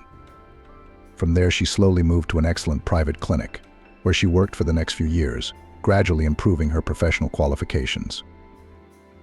She met Ryan as a mature and self-sufficient young woman. She was 26 years old at the time. The young employee of the rescue service conquered Sharon by his strength, virility, but at the same time softness and kindness. Sharon had never met a man as understanding as Ryan. At that time, she had already had several unsuccessful romances, and she was disappointed in the opposite sex, intending to devote herself fully to work alone. That year, she and a couple of other specialists from the clinic were sent under a general quota for training in the so-called survival course. And that's where the girl first saw her future husband. The muscular blonde instructor immediately made her heart beat faster. His neat 3-day stubble looked so natural, but at the same time stylish, that Sharon involuntarily thought to herself, is he not watching her in some special way to keep her in such an attractive condition for all women? Being naturally shy and modest, Sharon didn't know for sure if this amazing young man would pay attention to her. So she simply continued her studies, trying to focus on the main thing she'd been sent here for. "Did you like our handsome instructor too?" Sharon Tora, her roommate in the student employee dormitory and part-time young gynecologist, prodded her. "Now that's the kind of guy who's got some dignity. I've seen the way he carries himself. Like he knows he's got manners superior to any of us. We'll be on the hook in no time." "You got it, Tora." Sharon shrugged it off. She felt the color flood her normally so calm and clear face. "What are you talking nonsense again? He's handsome, of course, but nothing more than that," she said. "You were staring at him when he was giving CPR to that mannequin." She made a joke about her, that's all. "I imagined him doing the same to you." Tora rolled her eyes dreamily. Sharon just pressed her lips tighter together, looking down at her adorable nose. Fuck, Tora. You look like a grown-up girl, but you're acting like a teenager, honestly. It's disgusting. What's disgusting? You think if you act like a saint, he'll pay attention to you right away. Tora easily straightened her curly hair with her fingers. You have to be brave, Sylvia. Now, men have long ago not modesty and women appreciate, and what is scientifically called initiative. Let others take the initiative. I'm a fan of more classic courtship, Sharon said calmly. If we're to meet, he'll be the first to announce his intention. And I, as a decent girl, will see if I should build a relationship with him, or if he's just a frivolous man, in a word. Tora shook her head reproachfully. That's why Peter and Nick both ran away from you with their heels glistening. You're too picky. Do you think long and hard before you make the first move? Look, Sylvia, there's a lot of pretty girls here besides you and me. They might be ahead of you. I don't want him. Tora, calm down. Sharon had no stomach for it, but then she felt her heart racing, as if she were already jealous of Ryan's jealousy of some ephemeral other hottie her roommate had just told her about. All right, I'll shut up, Tora smiled, turning in her bed to her other side and adding, tomorrow we have our final class. There it is, your chance, take it. Or are you going to miss out on your happiness again? Sharon didn't say anything. She just turned her back to the wall. Her face burned like she'd been rubbed with red pepper. Her heart was galloping in her chest, so that she thought Tora would hear that strange sound in the silence of the night room. It was the first time since their last breakup, or perhaps in her entire life, that Sharon had felt such strong emotions toward a complete stranger. What nonsense, the girl said to herself. Brian's? You haven't exchanged a word with him in 2 weeks, and already you're asking him to marry you? You fool, go to sleep. Tora's right. Tomorrow's the big day, the last class, which she needs to pass with flying colors. And she came here for a reason? With such exciting thoughts, the girl fell asleep that night. Strange as it may seem, the next day went quite smoothly. Sharon passed the exam with a solid A and was preparing to go with the other girls to the creative evening, organized for them by the base staff. At the moment when the girl was scrutinizing herself in the mirror, trying to make sure that the dress she had chosen was not too short for such an event, a quiet knock sounded at the door of her room. Come in, who's there? The girl shouted into the hallway, while adjusting the massive round earrings of silver and enamel in her ears. Someone silently came inside and stopped behind Sharon's back. The girl flinched when she saw a familiar, but unexpected reflection in the mirror. Is that you? God, you scared me, Sharon exclaimed, turning around. In front of her stood the same instructor, Ryan Smith, whom she had been thinking about so often the last few days. I'm sorry, I didn't mean to do that at all, the boy said, and lowered his stunning blue eyes in embarrassment. In his hand was clutched a small bouquet of wildflowers, which he, shyly, slowly extended to the girl. Here, this is for you. I'm sorry, I didn't know what kind of flowers you prefer, but we have amazing nature here. So I thought maybe the local flora would make you happy. Sharon looked up at him, her dark gray eyes wide with amazement. Ryan's face gradually flushed with a delicate blush, just as it must have done on her skin now. It's my pleasure, she said, taking the bouquet from him. They are really beautiful flowers, better than any roses. A shy hopefulness flashed in Ryan's eyes. I was wondering if you wouldn't mind going to the dance with me. We're having some sort of disco at the end of the night. It's funny, of course, grown men dancing to popular tunes. But still, I've been looking at you since last week. He was embarrassed. I apologize for being so frank, but Sharon, I like you very much, so I'd like you to do me the honor of spending this evening with me as my companion. Sharon's excitement made her speechless for the first minute. To think of it, the harsh-looking lifeguard turned out to be such a gentle and vulnerable person. One could never guess what was behind the facade of a male brutality and outward calmness. Ryan, it turned out, had been feeling the same way she had. Of course, I'll say the honor, she replied jokingly and smiled sweetly at her chosen one. Just promise me that you won't smoke too much. You know, there is nothing worse than a partner who smokes before the dance. I just can't stand cigarette smoke very well. Ryan's face lit up with a bright and pleasant smile. That's a wish I can easily fulfill by pretending to be a fairy genie, the young man said.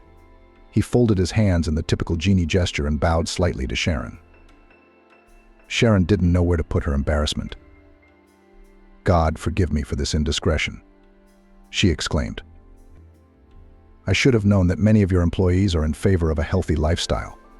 It's just that both of my previous admirers were not averse to the occasional cigarette. And it was a pain in the ass for me. Sharon looked into Ryan's blue eyes and bit her tongue. Who was she to bring up past men? But today the lifeguard took her words to heart. He didn't seem at all embarrassed by the mention of the girl's past romances. Ryan, giving her his elbow like a real gentleman, took her straight to the local house of culture, where the lifeguards had already prepared a wonderful concert for all the students with jokes, poems, and even songs of their own composition. Sharon liked the latter very much and made a great impression on her.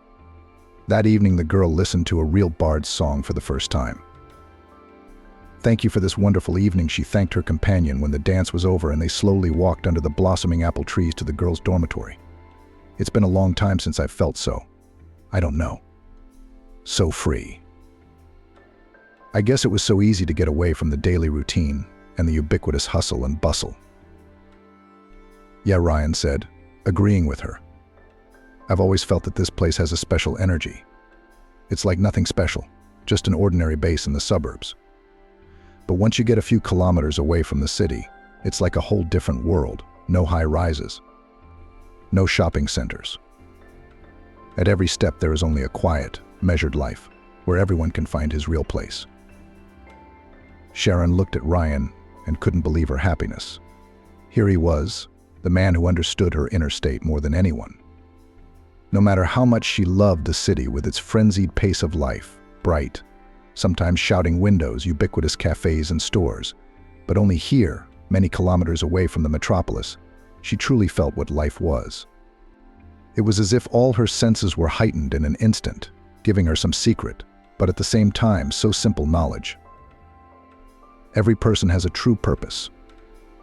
It is only necessary to follow it at the call of your heart, and then harmony and grace will come into your life. Sharon suddenly looked at him seriously. Ryan, she said, can I see you again? I don't mean to be impertinent, but I just think that something good could happen between us. Sure, Ryan assured her calmly. Let's exchange phone numbers. I'll text you as soon as I get into town. Ryan smiled so joyfully and childishly that Sharon's heart was immediately warmed by the warmth of the light feeling that was budding in her soul. Back in the metropolis, Sharon thought a lot about what this amazing trip had given her. Should she write to Ryan herself? Or was it better to wait until he was free to make the first move? The girl's doubts were dispelled when a few days later she received the following message on her phone: I'll be in town the other day. Do you want to meet in the park? Without thinking for a second and trembling with joy, Sharon immediately replied, yes, I'll be looking forward to seeing you. The girl received a playful smiley face in response, and then exhaled with relief. It seems that a new stage in her life was beginning. The first date was followed by several more, and soon the relationship between the young people became really serious. Ryan and Sharon couldn't seem to spend a day apart. They were constantly on the phone, calling each other and sending each other cute postcards. Just like young college students just getting their first taste of true love. Less than 6 months later, Ryan proposed to Sharon. The girl naturally agreed, promising the young lifeguard that she would make him the happiest man in the world. I'm the one who should promise you such things. Baby Ryan kissed his bride and said, pleasantly surprised, remember, a man's duty is to take care of his woman and give her only love and joy, but also to protect her. You'll never regret being my wife, Ryan said to Sharon. Sharon's parents approved of their daughter's choice. Ryan instilled confidence in them and said the normal, right things. And after talking to Dustin, the girl's father, he became like family to them. I grew up in an orphanage, Ryan told them honestly, but I know what a real family should be like. Sharon had told me a lot about your relationship with Brenda. If I can come even an inch closer to something like that in my marriage to your daughter, I'd be happy. It's good that you intend to make my daughter happy, Dustin told him. But what about the fact that your job is dangerous? You might leave me alone. What then? That question didn't bother Ryan at all. We have all the security measures in place at the base. Yeah, there's a monthly diagnostic on vehicles and equipment. And in case of any damage, parts or technically important parts of the equipment are replaced immediately. Ryan spoke to the bride's father, as if he were reporting on the condition of the facility to his superiors clearly and precisely, so that the man had no doubts. His job, though it entailed a risk to life, they had everything they needed to avoid that risk. As for Brenda, she accepted her future son-in-law as if he were her own son. The woman was worried that Ryan, being from an orphanage, had not received enough maternal warmth in his childhood, and therefore at every opportunity she tried to feed the young man with homemade pastries or hot soup. "Try this bread," Sharon's mother said, setting a plate of her specialty soup in front of Ryan. "I made it especially for you. I had a feeling you and my daughter would drop by today." Ryan was embarrassed to refuse, even though Sharon's mom's soup seemed a little heavy for him. As he thanked Brenda for the treat, he chuckled at Sharon, who also understood, but couldn't stop her mother's kindness. "I don't suppose you've ever had soup like this before." Brenda continued to fuss over Ryan. "Sharon can make it too. Don't forget to remind me more often. She's been doing nothing but eating on the run lately with her job." "She can't do that now. She's getting married, after all. And now it is already normal for him to feed and eat well, so that the baby you have soon." Sharon blushed like a boiled lobster. Come on. What baby? What baby? We're not married yet. We're not even getting married for another month. Ryan and I wanted to live a little for ourselves before we thought about kids." There was an awkward silence. Ryan looked expressively at his fiancée and then at his parents' disappointed faces. "A little bit. How long is this going to take?" Brenda asked with sadness in her voice. "I hope you won't be one of those modern couples who think it's better to have 3 cats, a dog, and a parrot than to have a couple of big kids. You're not one of those, are you?" "What? No, of course not," Sharon exclaimed immediately. "I can't believe you would think such a thing. Ryan and I are perfectly normal people, and we're going to have kids. Just not so soon. I want to work a little longer, to finally realize I'm a professional first."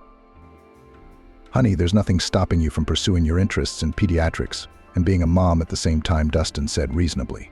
"We're not old anymore, and we'd like to nurse our grandchildren while we still have the energy." All Sharon wants to say is Ryan suddenly joined the conversation, that she and I have decided to wait a year or two until we decide we're ready for a baby. No one's talking about taking away the joy of having grandchildren, Dustin, his future son-in-law, reassured him.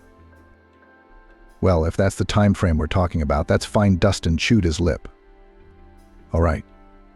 You can live for yourself for now. Just don't take too long. Sharon's at the right age. There's no telling what kind of pregnancy complications might arise if she wanted to have a baby after 30. Sharon clutched the spoon as hard as she could. As much as she loved her parents, such concern about her condition and the possibility of giving birth made her slightly panicky. The girl had always known she wanted to be a mother, but she wanted to decide for herself at what age and exactly how that would happen. Her father and mother kept pushing her, scaring her that her childbearing age had already crossed, in their opinion, all reasonable boundaries. Sharon still had fresh memories of how upset Brenda had been when she had broken up with her last boyfriend. Or rather, the real reason for her upset had not been her daughter's personal tragedy, but the fact that she hadn't thought to get pregnant by her boyfriend so that she could, as her mother had put it at the time, have a baby for herself and thereby bring closure to their family. Sharon felt Ryan squeeze her other hand under the table. His gaze seemed to say to her, "Calm down, this doesn't change anything.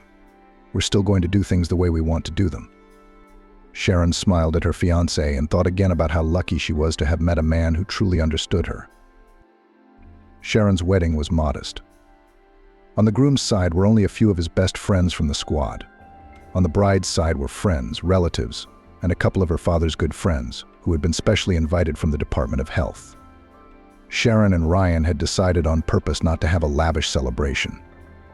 They were going to use some of the money they had saved for the down payment on the mortgage.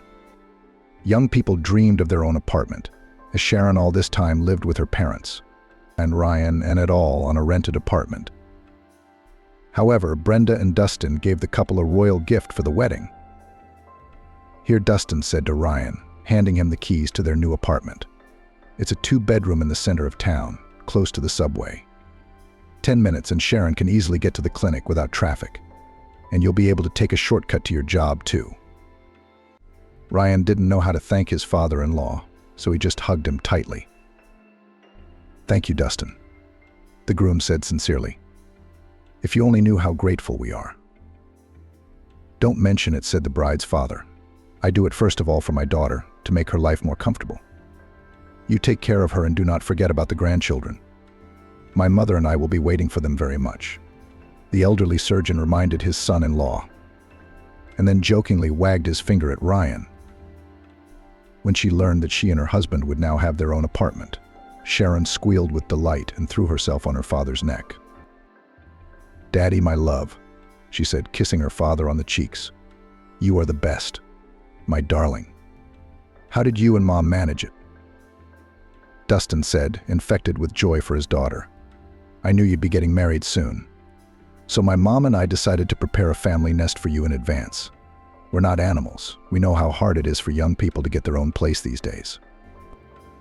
Sharon and Ryan felt the happiest they'd ever felt. They bravely looked forward to the future and believed that a long and wonderful family life was ahead of them.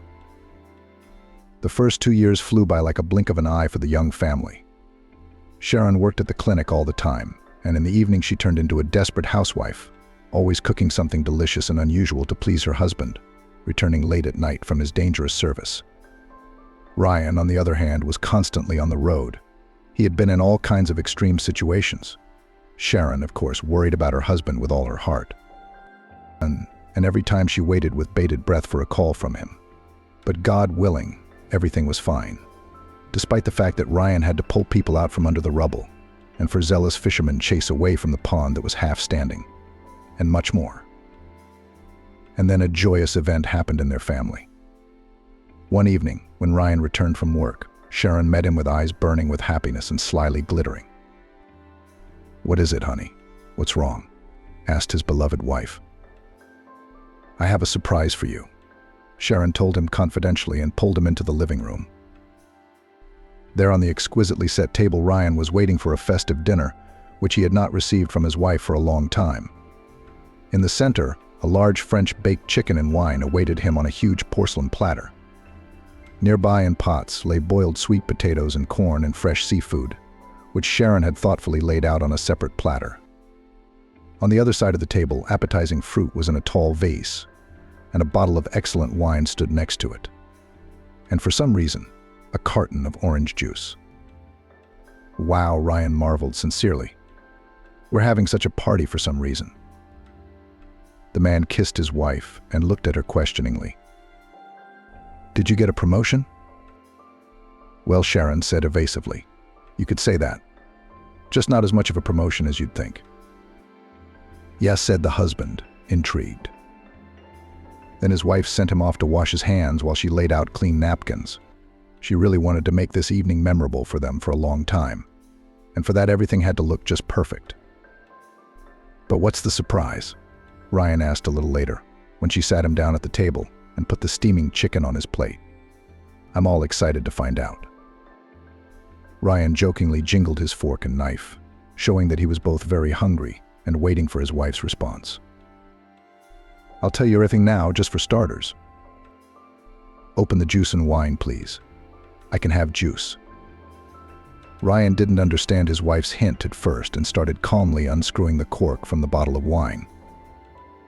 "Wait, why do you want juice?" When it suddenly dawned on him.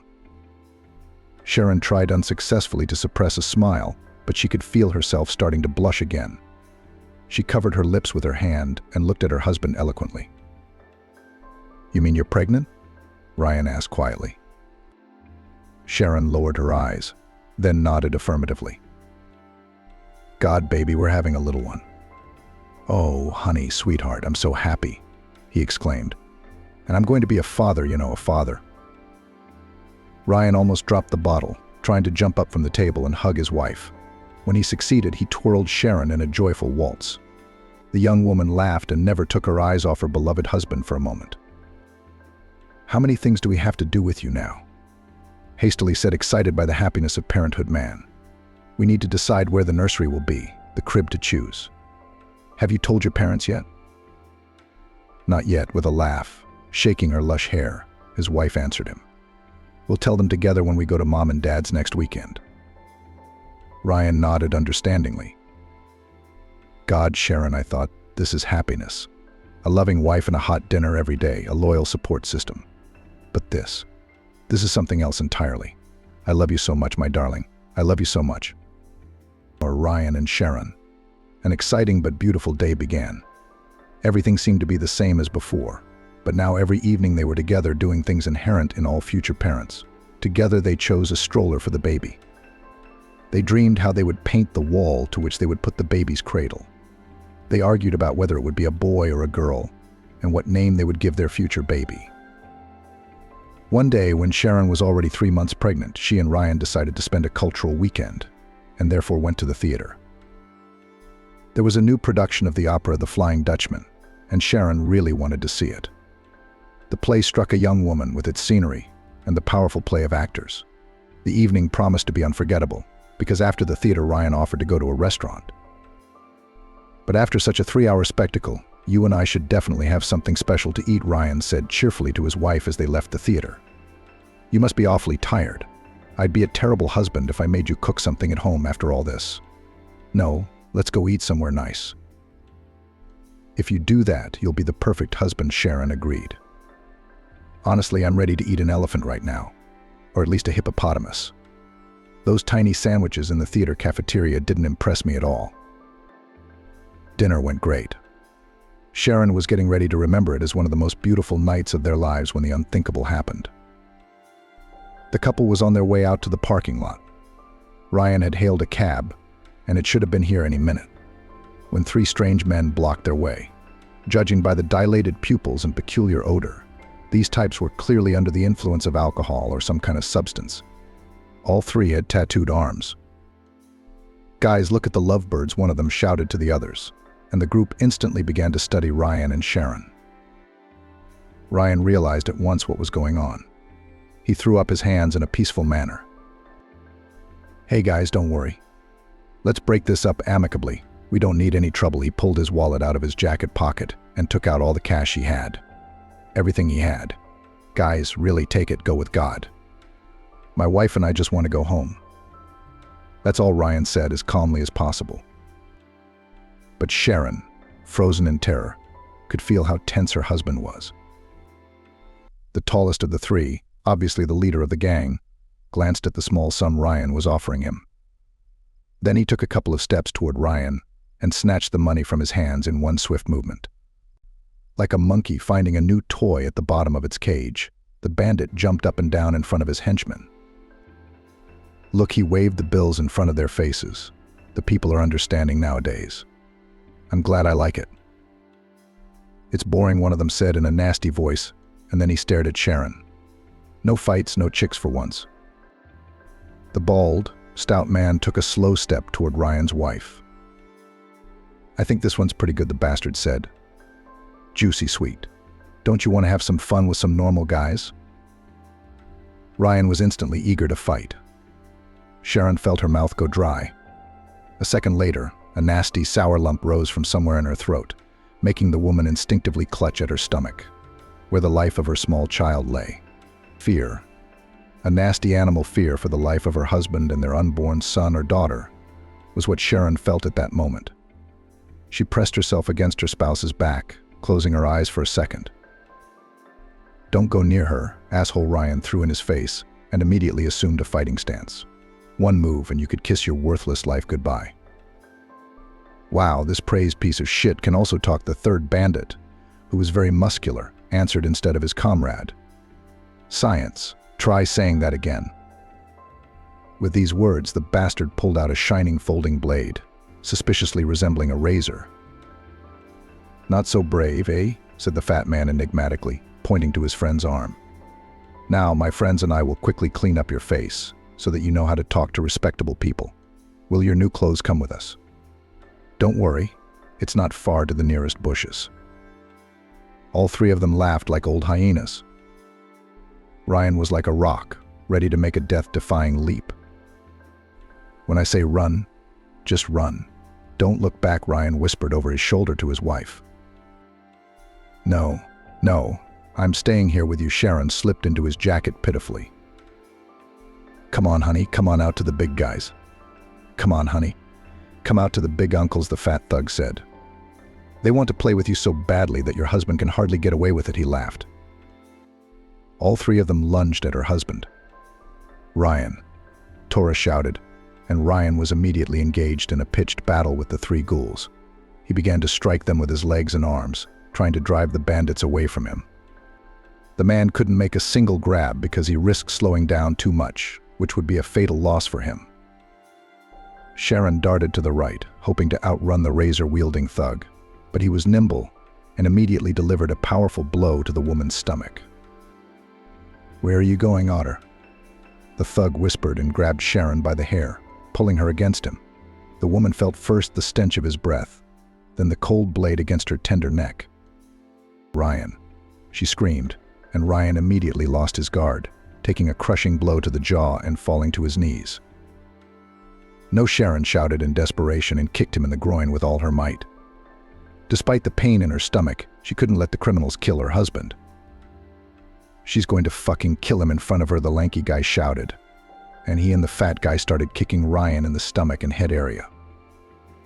Sharon managed to escape from the fat man's death throes for a second, but he managed to slash her across the chest with a razor. Lowering her head, the girl saw a scarlet rivulet pouring down her light-colored dress. "Come here, you bitch," the villain growled, and with a short thrust, he jammed the weapon right into Sharon's stomach. In an instant, the world around her became one big blurry blur. The pain was so unbearable that Sharon forgot how to breathe as she whispered her husband's name one last time. She collapsed and fell into darkness. Sharon was consciously aware of the squealing of police sirens. Apparently, the restaurant staff had heard the noise in the backyard and called the police. An ambulance came with them, but Sharon didn't see that. She was surrounded on all sides by a clammy, cold darkness. "Sharon. Sharon, can you hear me, sweetheart? Is it me, your husband, Ryan?" It was with great difficulty that Sharon opened her eyes. Above her was a perfectly white ceiling that at first even blinded the woman with its light. Next to her, she heard a nasty beeping sound. It was her condition being recorded by special medical devices. Sharon felt a long plastic tube inserted into her nose and cool air flowing through it. Then the woman felt someone gently and tenderly squeezing her hand. "Ryan," she said very weakly. "Is it really you? Are you alive?" Leaning over her, her husband's face confirmed it. "I'm a tough nut to crack, thank God. You scared me a lot, sweetheart. I thought I'd lost you." It took Sharon exactly half a second to recall the events leading up to her hospital stay. "Baby," the young woman exclaimed in a pale voice and immediately pressed her hand to her belly. It was completely flat and tightly bandaged. "Our baby. Ryan. What's wrong with him?" I asked my wife, anticipating the worst. Instead of answering, the man lowered his eyes and then ruffled his hair in a nervous motion. "The doctors fought for your life for so long. They had no choice. There was no saving our baby anyway. I'm so sorry, honey, I'm so sorry." "No, no way. It can't be." Sharon was hysterical.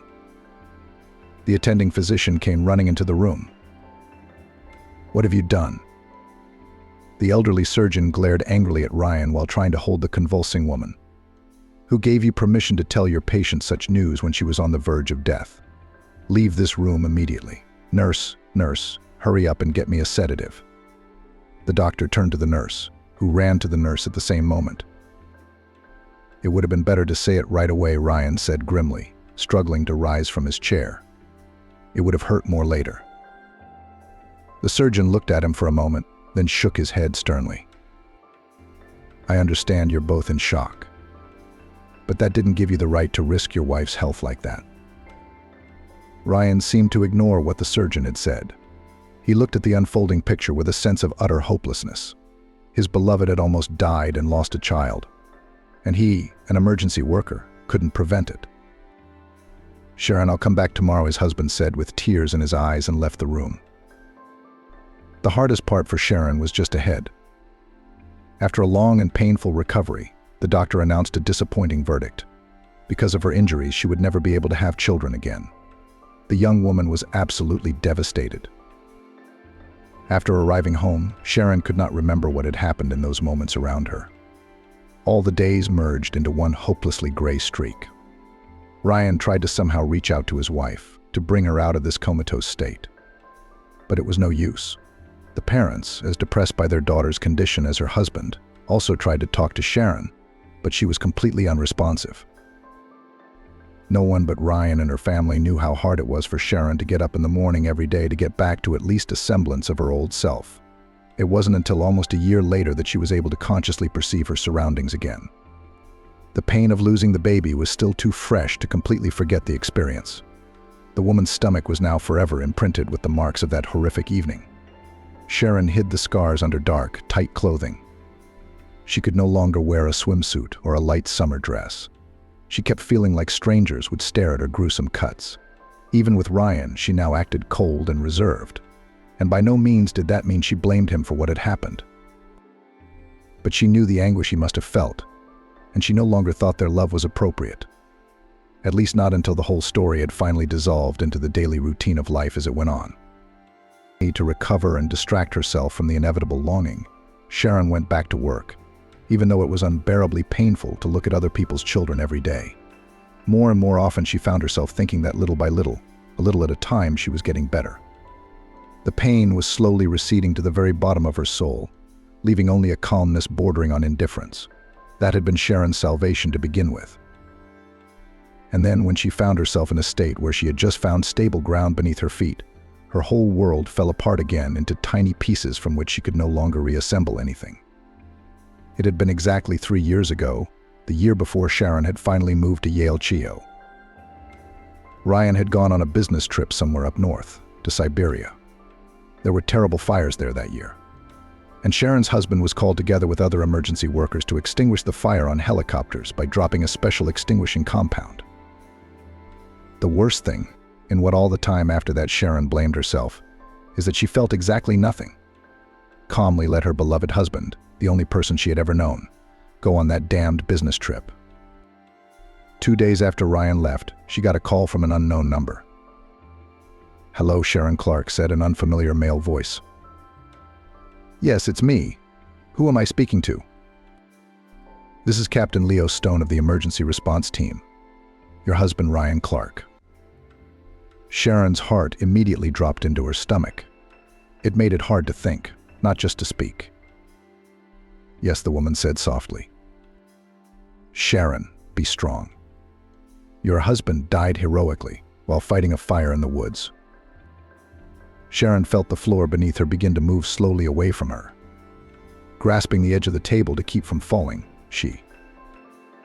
The pediatrician interjected. "So how is it dead?" "No, there must be some mistake. He's only been gone 2 days." "I'm sorry," the captain said a little more gently. "Your husband's helicopter got into a difficult situation. One of its blades failed, and then the whole apparatus fell into the river. We found the body of one of the pilots at once, but your husband must have been carried down the river by the current. Our divers are already checking the area." Something inside Sharon twitched weakly. Maybe it was the last strings of her nerves. "Wait, are you saying that Ryan's body hasn't been found yet? Wait. But that could mean he had a chance. Maybe he's still alive. Maybe he's washed ashore somewhere and needs help." There was a sad sigh from the phone. "If only it were that easy," Sharon Leo answered her. "There was a lot of height from which they fell. Plus the damage to the helicopter is such that, in general, if I were you, I would not have any illusions. But our team is doing everything necessary to comb the area as efficiently as possible." Sharon answered the captain coldly and firmly. "Luckily, Captain, you're not in my shoes and you're not likely to ever be. I'll be on the first flight as soon as possible. I want to be personally involved in the search for my husband." "I suppose so, Sharon, but you don't need all this. I promise you," Leo warned her paternally. But the lifeguard's wife was a stubborn person when it came to keeping her family together. "Let me decide for myself what I do and what I don't want to do.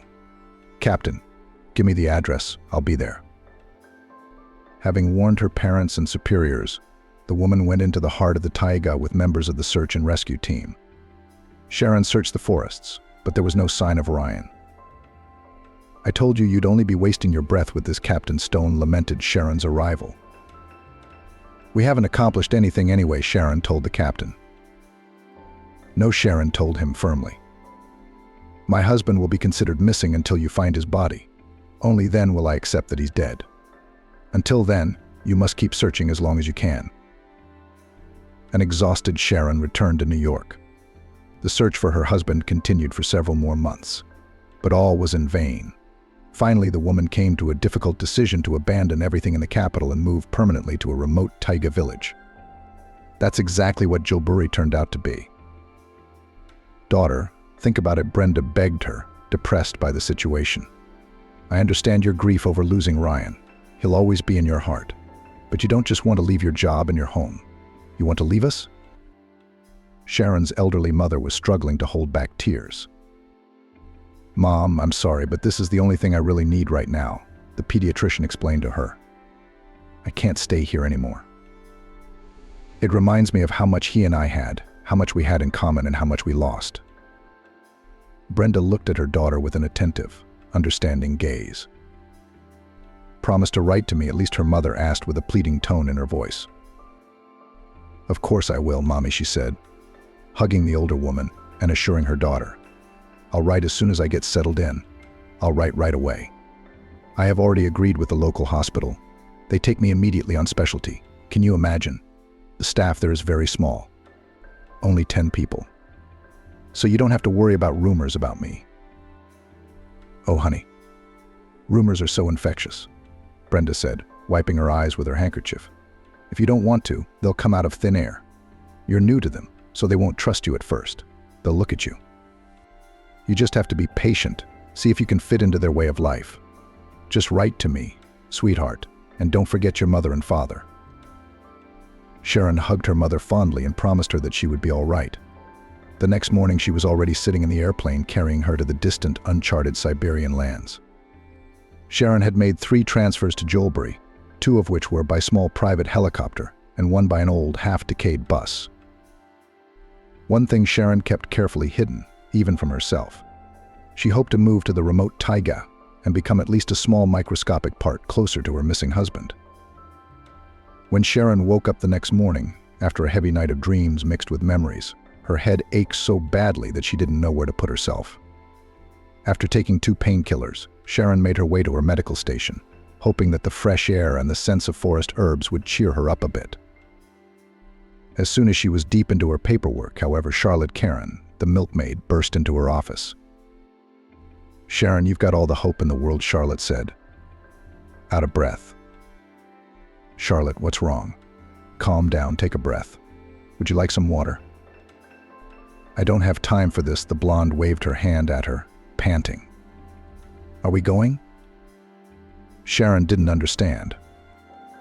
"Kyla, our witch doctor Michelle's granddaughter, is not doing well. I was at their house in the woods the other day."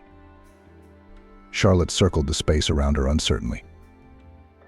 "So Kayla was already withering away before my eyes. And this morning her grandmother Michelle told her to call her doctor. Well, my potions aren't working." Sharon had heard something about Michelle, the village witch doctor, an old woman who was rumored to be over 100 years old. She rarely showed up in the village, preferring to buy food and things through the locals. Sharon didn't approve of the women going to the witch doctor, but there was nothing she could do about it.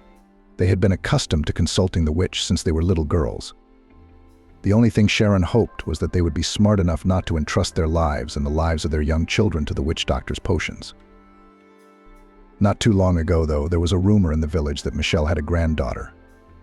However, no matter how many times Sharon herself tried to get to her to check on the baby, she could not find the old witch's hut in the woods.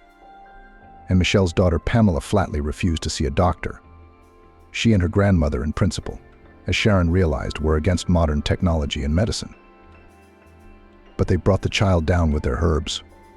Sharon exclaimed excitedly and immediately got ready to leave. "Kayla, how old is she?" "She looks like she's just a baby." "About a year old, maybe 2, Charlotte said after a moment's thought. She's a baby, Sharon said, shaking her head. Charlotte, can you take me that way or to their house? I keep getting lost whenever I go there. Charlotte looked at the pediatrician strangely, then muttered quietly. It's strange, children shouldn't go there. She added louder. Unless Michelle herself didn't give you a pass. Okay, but follow me. Follow the trail. The terrain there is swampy. It's easy to stumble, the milkmaid replied. In half an hour, the two women were already walking in the impenetrable forest. Charlotte walked lightly and briskly, almost flying over the roots and sharp branches that seemed to avoid the villager. For Sharon, however, the journey had become a living hell.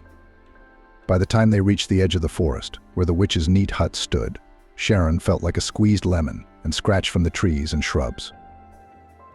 Here we are, Charlotte said, pointing to the witch doctor's house. If you will excuse me, I will go home. I have 1,000 chores to do. Of course you do, Sharon nodded. Thank you for your help. It's amazing how I couldn't find their house all this time. It didn't seem that far away, but every time I did, it was like I'd lost my way. Charlotte eyed Sharon a little suspiciously. Why didn't the old witch let her go to her house? Maybe she thought it was the right thing to do, she said on the way back. Maybe she sensed some kind of competition from her. Sharon was a doctor, after all. A real one. Michelle and Pamela never liked doctors. Sharon, left alone, hurried up to the porch of the hut and knocked quietly on the open door. There was no answer. Then she decided to go inside herself without invitation. The atmosphere inside was mystical. It was as if Sharon was visiting Baba Yaga herself. Everywhere hung bundles of various herbs, jars with incomprehensible potions, and a pungent aroma of juniper and spruce needles. The young woman went into the living room, hoping that the sick child was lying here somewhere. The room was rather ascetic: an old oak table, a couple of chairs, kerosene lamps, a chest of drawers, and a couple of framed photographs. One of them showed a certain girl in a dress similar to the ones used for burning the pancake effigy in spring. She stood in an embrace with a very old, wrinkled, like dried olives woman. Apparently that was who Michelle and her daughter Pamela were. My God, how old is Pamela then, thought to herself an amazed Sharon. If it's true that her mother is 100 years old, then this woman is definitely a witch. She managed to have a baby too. Sharon put the picture back and looked at the second picture. And that's when her inside snapped. What are you doing here? Came from behind her in a chastening old man's voice. If it were up to me, you'd be wandering in the swamps like this. Yes, it seems that now the situation is desperate. The taiga itself let you come to me. Sharon slowly turned to the witch doctor, meeting the gaze of her unkind black eyes like the eyes of a raven. Michelle was very petite, less than half Sharon's height, but she looked very determined and a little hostile. Where did you get that? Sharon asked, pointing to the second picture, where her Ryan stood with a bushy beard and long hair down. Sure, he'd changed a lot in appearance, more rugged, and his eyes were unkind. But it was definitely him. You put that back, the old woman said. It's not yours. It's not worth looking at. Sharon's lips quivered and her knees went weak, as wobbly as when she had tried to escape from the bandit. I'm not doing anything until you tell me where you got that picture, Sharon almost shouted in the witch doctor's face. The woman tightened her immortal, dry lips a little. Then she answered. You'd better ask him. Will you see him soon? Did he follow you into town too? We just missed each other. You know, that's your fate. Michelle sighed heavily and then asked with pressure. So you're going to treat my child or not? What did I call you here for? Sharon woke up as if from a long sleep. She was trembling inside. Show me your granddaughter, the doctor nodded and followed her into a small room, the vault of which was even lower than the living room. Here in a tiny crib lay a pale little girl. Only her cheeks burned with an unusually bright blush. Is that Kayla? Sharon asked. Take care of her right away, Michelle replied. She's been getting worse since the third day. I don't know why my potions aren't working. Yes, do you realize that your granddaughter has pneumonia? Sharon asked her loudly, her eyes glittering. The girl needs to be hospitalized immediately. Thank God Charlotte brought me to you. If you had, you would have lost the baby. Do you realize that? The witch doctor's face crinkled like she'd taken a bite out of a sour apple. Don't burn like that, do you understand? The old woman replied obediently. No, I'm just wondering where her mother is, Sharon asked, looking angrily at the old woman. No, you should have let it go like that. All we have to do now is put her on a drip and pray for Kayla to come to her senses, Michelle said. The baby made a faint sound under the pediatrician's hands. My God, she's burning up, the woman said, and pulled a syringe and a vial of medicine out of her case. What are you going to inject her with? Michelle asked, looking at the ampoule incredulously. I won't let you operate on my granddaughter. And the herbalist blocked Sharon's access to the crib. Calm down. This is the standard antipyretic used in such cases, Sharon replied, looking confidently into Michelle's eyes. The old woman hesitated, but still stepped back, allowing her granddaughter to be injected. She should feel better now, Sharon said and looked at the witch doctor. What are the normal words? You know, emergency? I need my granddaughter. And how do I know what's in your heads, the newcomers? Asked her indignant tone witch doctor. My adopted daughter went into the woods on the third day and never came back. Maybe it was your co-workers who took her for experiments. My girl, where are you now? In the next moment, large tears rolled from Michelle's eyes. Sharon realized that the woman was no longer quite sane, and it would be better if she took the girl with her to the hospital. Behind all these thoughts, the pediatrician almost forgot the mysterious photo she saw at the old lady in the living room. However, in the next minute, the solution to this mystery appeared to her in person. Doctor, is she all right? Ryan asked with undisguised concern in his voice. I called the elevator, but I almost fainted. I begged her to let me get a real doctor down here. Sharon turned cautiously toward the man, trying not to faint herself. Her lost spouse was standing right in front of her, looking exactly as he had in that photograph. Ryan, she said, pale as a sheet. Sharon, tell me it's true. Are you imagining things? The man stared at her for a moment, uncomprehending. Then a spark of recognition flashed in his eyes, and then he grabbed the door to keep from collapsing to the floor. Memories rained down on his brain like a snowstorm. Bill, what are you doing? Old Michelle looked from Sharon to Ryan and back again. Haven't you ever seen our village doctor? Why not? Is she the one who calls you Ryan? So that was your name in your previous life? Then Michelle scrutinized Sharon, and only after that she said with dislike, so it was you he called then in a fever. And I wondered why I didn't like you so much at once. How did I feel that you were connected? I just didn't realize it was so close that it stretched across the country. Sharon, honey, it's me, Ryan. You're seeing things right, honey. How could I have forgotten? In spite of the distance between them, Ryan took 2 wide strides to his weeping wife and squeezed her in a tight embrace. I knew you were alive, Ryan. I talked to you every night, prayed for you, felt that you hadn't crashed in the helicopter. But who did? What do you care about Michelle and Pamela? And how did you end up here? Her husband looked at her with anxiety, but with boundless love, then said, I will tell you everything for sure. Only please, let's first take my daughter to the hospital. I'm very worried about her condition. Daughter? Sharon said in amazement and pulled away from Ryan. Pamela had a baby with you? There was a moment of tense silence between the couple, but then Sharon managed to pull herself together and said, somewhat dryly, yes, you're right, the child's life comes first. Taking the girl in his arms, the man hurried out of the hut. He easily led Sharon out of the woods and back to the village and carried his daughter directly to the hospital. When Kayla had been given all the help she needed and Sharon was sure that the little girl's life was no longer in danger, she sank tiredly onto the small couch in her office. We can talk, Ryan said softly as he walked in. Sharon looked up at him, her eyes red with worry and tears. Do we have anything else to talk about? She asked in a colorless voice. The man walked carefully into the office and locked the door behind him. Sharon, I have so much to tell you, he began.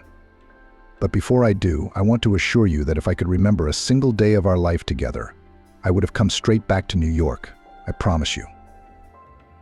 The woman smiled sadly in return. "I guess you had such a good time here that you didn't even have to remember anything. Nothing stirred in your soul while you were hiding with those forest witches." Her husband grabbed her hands and forced her to face him. "No, Sharon, you've got it all wrong. I just couldn't remember anything. You know, I couldn't." And Ryan began his sad story. "I was blown into the river by a shockwave. I don't really remember how it happened. I just felt a strong jolt and a few seconds of free fall, and then cold and pain, when Michelle found me on the shore. I was badly mangled and unconscious. She and her daughter Pamela managed to drag me to her hut, and there," the man sighed nervously, "there I spent the next 6 months, barely regaining consciousness. Those women cured me, no matter what anyone says. Some of their potions have incredible healing powers. I don't know, maybe it was something like a coma, except when I finally woke up, I was a blank slate, you know? I didn't even remember my name, didn't know who I was." Ryan rubbed the bridge of his nose, as if he wanted to erase from his memory all the terrible things that had happened to him. Sharon listened without interrupting. She wanted to know the whole truth from him, all the way to the end. "I've been relearning how to walk. There's something wrong with my back, because I can't always keep my balance. But that's okay as long as you don't try to run too fast or carry too heavy a load. Pamela has been with me from the beginning. She nursed me, spoon-fed me. She brought me back to life. I'm sorry, but it's true." A bitter grin appeared on Sharon's face. How touching. The woman silently admitted to herself that she was overcome with jealousy.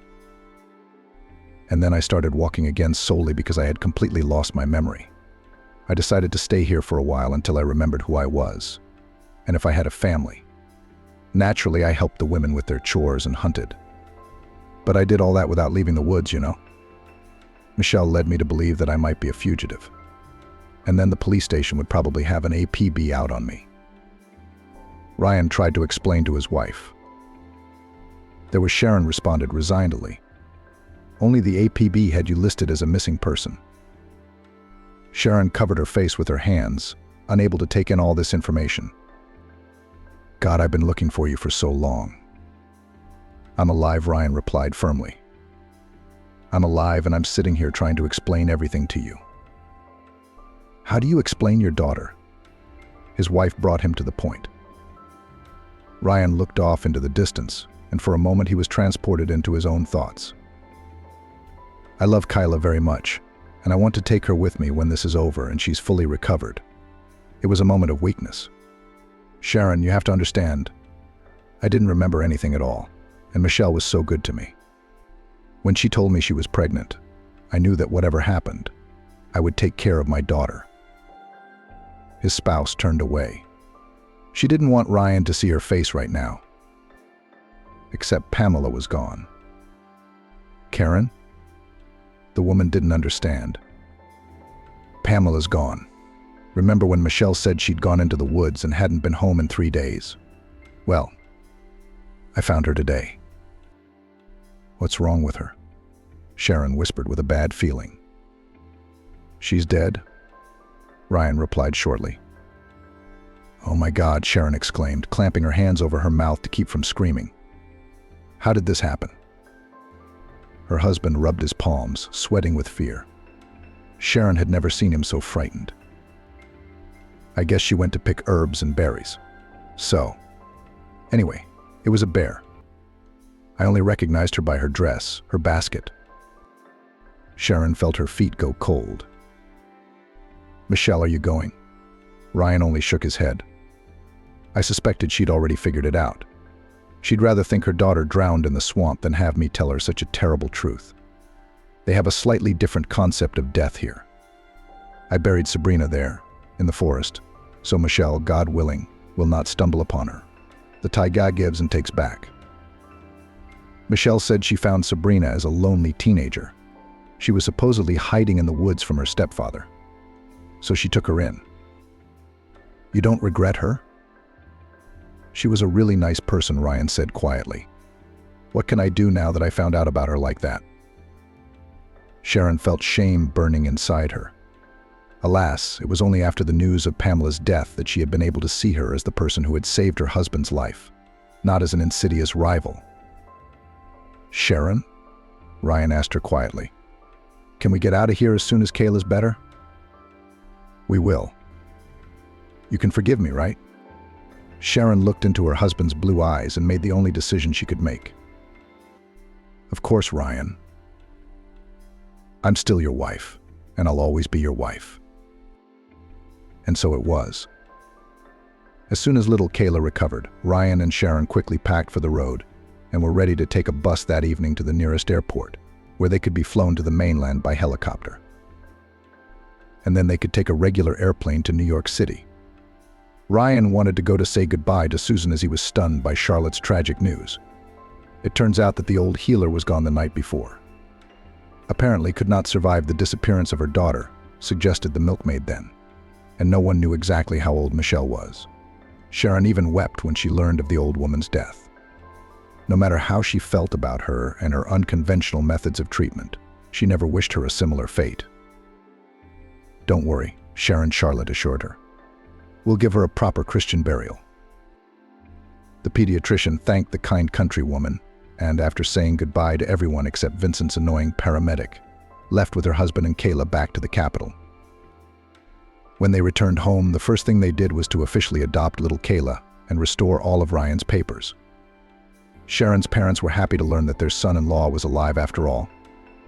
They threw a big party for the occasion, and Kayla became the long-awaited granddaughter who came to them almost 10 years after their daughter's wedding. Ryan went back to work and rescue, but due to an injury he could no longer work in the field, so he went back to where he once started. He now counsels and trains young lifeguards. Now he is full of strength and energy, and wants to make his life more calm and measured, directing most of his time to raising his daughter and his beloved wife. Sharon, on the other hand, continued her work at the clinic. Returning to her former duties, she, as before, treats children. Only now she has her own little daughter waiting for her at home, whom she loves more than life, and for whom she thanks God every day. So, having gone through a series of difficult trials, the Clark family finally found a second chance for happiness. And this time they are not going to miss it. Barbara worked as an editor at a publishing house. On another Thursday, just before lunchtime, her smartphone started ringing. On the screen she saw the words "Mom," although calls during work were not a frequent occurrence. Barbara didn't expect anything bad. She figured her mom just missed her or wanted advice on clothing choices. Barbara answered the phone. As soon as she heard her mom's voice, she immediately knew something was wrong. The voice was strange, muffled. "Barbara, honey, don't worry, please," Mom said. "I'm at the hospital right now." "Mommy, what happened? What hospital are you in? What did the doctors say? What do you need to bring? What's the room number?" Barbara asked her questions. "Barbara, please don't worry," the voice answered. "It's just like in the movie. I slipped and fell and was passed out. But I'm fine." Gabriella, a neighbor, was walking by. She helped me and supported me while we waited for the ambulance. The doctor said I'd be fine, but I'd be in the hospital for a while. "Mom, why didn't you tell me before? Mom, why didn't you tell me? I would have rushed to help." "I didn't want to interrupt you in the middle of the day. Mom, but tonight 4 to 7 p.m. is visiting hours. I was afraid if you went home first, then to the pharmacy, you might not make it. Please write down what you need to bring. The main things are a policy, a cell phone charger, and non-carbonated water. For some reason, I'm very thirsty." Her mother sighed, and Barbara imagined her face contorted with pain. She hurried to end the conversation by asking for the number of the hospital and the room. Barbara reread the list of things her mother had dictated to her. Yes, Barbara had peed chicken broth in it and used wet wipes. And on wobbly legs, she went to ask her boss, Jack. "Please allow me to leave early today, for personal reasons. My mom's in the hospital," Barbara said. The boss, a friend of Barbara's husband's from his student days, expressed polite words of sympathy. When he learned which hospital the subordinate's mother was in, he cheered her up and asked, "But the doctors at our regional clinic are good. Maybe the atmosphere is not too luxurious, but the equipment and staff are top-notch. I've been in this hospital several times. I was discharged as good as new. So you're going to be fine. By the way, are you driving today, or is Matthew driving? Maybe Eden can give you a ride in the car. Barbara was touched by her boss's concern and decided that she was in no position to refuse. Thank you, Jack. That would be very helpful. I'm not keeping the driver long. I just need to get to my mom's house, that's all. I won't keep Eden any longer. I'll get my things there and then call a cab. Thank you. The manager wished Barbara success and promised. Come out in 15 minutes to the main entrance. I'll tell Eden to wait for you at your mother's house and give you a ride to your family home. He's coming back for me anyway. Is your house on the way? Thanking her sensitive boss again, Barbara went to turn off her computer and clean up her workplace. She took the contract with her so that she wouldn't let the whole team down and complete the necessary work by the next morning. The woman badly perceived the meaning of the jokes with which the driver tried to entertain her. But even she was grateful that the flow of his speeches made her at least react somehow and prevented her from sinking into anxious thoughts. Following the list, ticking off each recorded item with a check mark, Barbara packed up her mother's apartment, watering her favorite flowers. She shut off the gas and water just in case, checked to make sure there were no perishables in the refrigerator, picked up the trash to throw out. Only then did Barbara go downstairs and set off with her driver, Eden. Not far from Barbara and Matthew's house was a supermarket with a pharmacy department inside. The woman decided to stop there on the way, asking Eden to pull over near the container yard. She threw out the garbage she had collected and rushed to get her groceries. Moving almost on autopilot, Barbara bought everything she needed and was soon preparing dinner for her husband and broth for her mother at the same time. While the food was boiling and baking, she called Matthew and explained the situation. Matthew, Mom is in the hospital. I'm going to go see her. I'm not sure how long she'll be there. Dinner will be on the stove. My husband replied. I'm aware of that. Jack told me you needed support. You wait for me, I'll try to get there early, and we'll go to the hospital together. See if there's anything else you need, and I'll be there for you. Matthew didn't let his wife down and took her and the 2 bags she had packed and drove her to the hospital. Barbara managed to persuade the nurse taking the bags to let her see her mother and the doctor, who was fortunately there. Matthew remained waiting for his wife in the lobby, but gave her kind words and wishes for a speedy recovery. Audrey tried to smile when she saw Barbara enter the room, but it was noticeable that she was uncomfortable and frightened.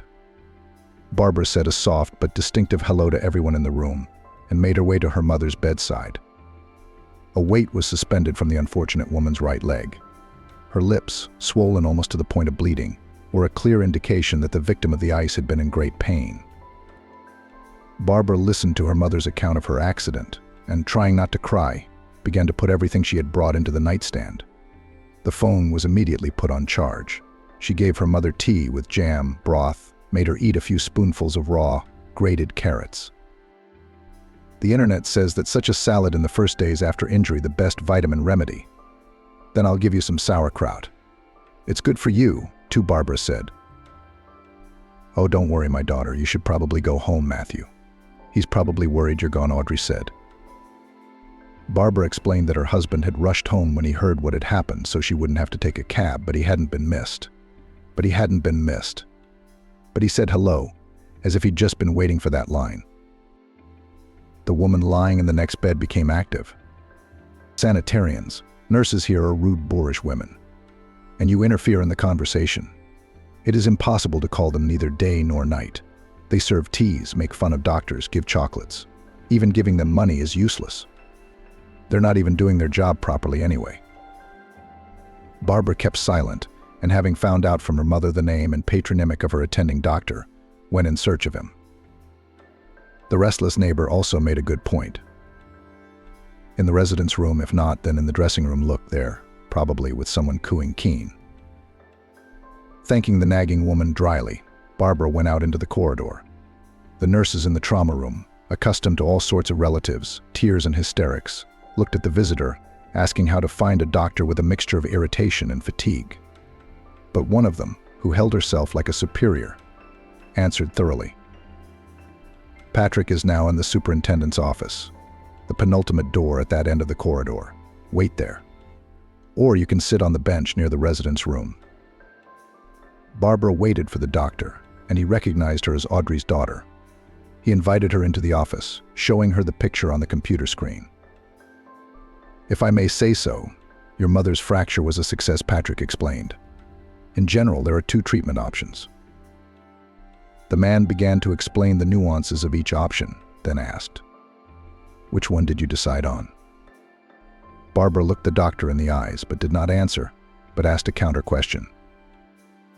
"Say, Patrick, for example, if a patient with the same fracture as my mom had a loved one, what would you recommend?" Smiling, the doctor replied briefly, "A similar case was with my aunt. Our superintendent performed a similar operation on her a year ago, and as she now leads an active life, even works at the cottage, so I cannot keep up with her." The woman clarified all the details of the upcoming surgery, wrote down what else should be brought for the postoperative period, and having said goodbye to the doctor, left the office. Barbara had to announce to her mother that the surgery was scheduled for the next day, and she presented the news as lightly as possible, trying not to disturb her mother. "Tomorrow I'll go and meet you. You'll be fine after the operation, don't worry." "Barbara, what about your job?" "The boss is probably going to be mad," Audrey asked. "Don't worry about that. I'll do all the work and I won't let you or the chief down."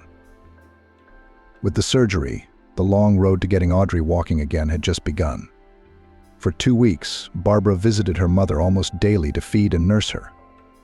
The woman tried to object and repeatedly stated, "Barbara, you take care of yourself. Don't come to see me so often. The food here is not bad, and I have no appetite. Where would it come from if my energy is not used for anything?" But Audrey couldn't change her daughter's mind. When the day of discharge arrived, Barbara went to the doctor's office for recommendations. Patrick was cautious and warned, "Your mom is a very energetic lady, but I've made my point, and I'll make it to you again. I wouldn't be overly optimistic if I were you. But there's no need to despair, although you can't use your injured limb for full weight bearing. Crutches are your mom's best friend for the next month. And then you have to be careful too. Of course, it is necessary to move, but carefully. Prophylactic treatments are indicated to prevent bed sores. In 6 weeks, I'll be waiting for a follow-up X-ray. We'll see what stage of fusion the bone will be in. That's pretty much it." Barbara asked. "Maybe some vitamins for Mom to take?" Patrick shrugged. "Well, in principle you could, but in general you should be told about the rehabilitation plan at the polyclinic where you live." Barbara called a special cab specializing in the transportation of people with limited mobility, and after a heroic trek through the streets, Audrey was finally in her apartment. Barbara faced a new problem. Audrey's physical condition still left much to be desired. Even a simple trip to the restroom or kitchen could result in a new injury. At first, Barbara came to Audrey's house twice a day, and closer to the New Year's holidays, she was practically exhausted. The traffic jams were so time-consuming that there were only a few hours left for sleep. Barbara turned to her husband. "Matthew, let's let Mom stay with us for a while. At least I won't have to go back and forth between apartments." The man answered grimly, and after a quick pause, "Barbara, I feel wonderful about your mother. Audrey is a wonderful woman, but I'm sorry, but I'm going to be blunt, we have nowhere to put her here. I mean, it's a studio apartment. It's a big room, but there's only one room. When I talked you into taking out a mortgage, I didn't get any sympathy. Both you and your mom were against it. Matthew, there's got to be some kind of a screen. It'd be like having 2 rooms. Look, but Audrey would be the first thing that would be uncomfortable. I play computer games loudly. I listen to music all night.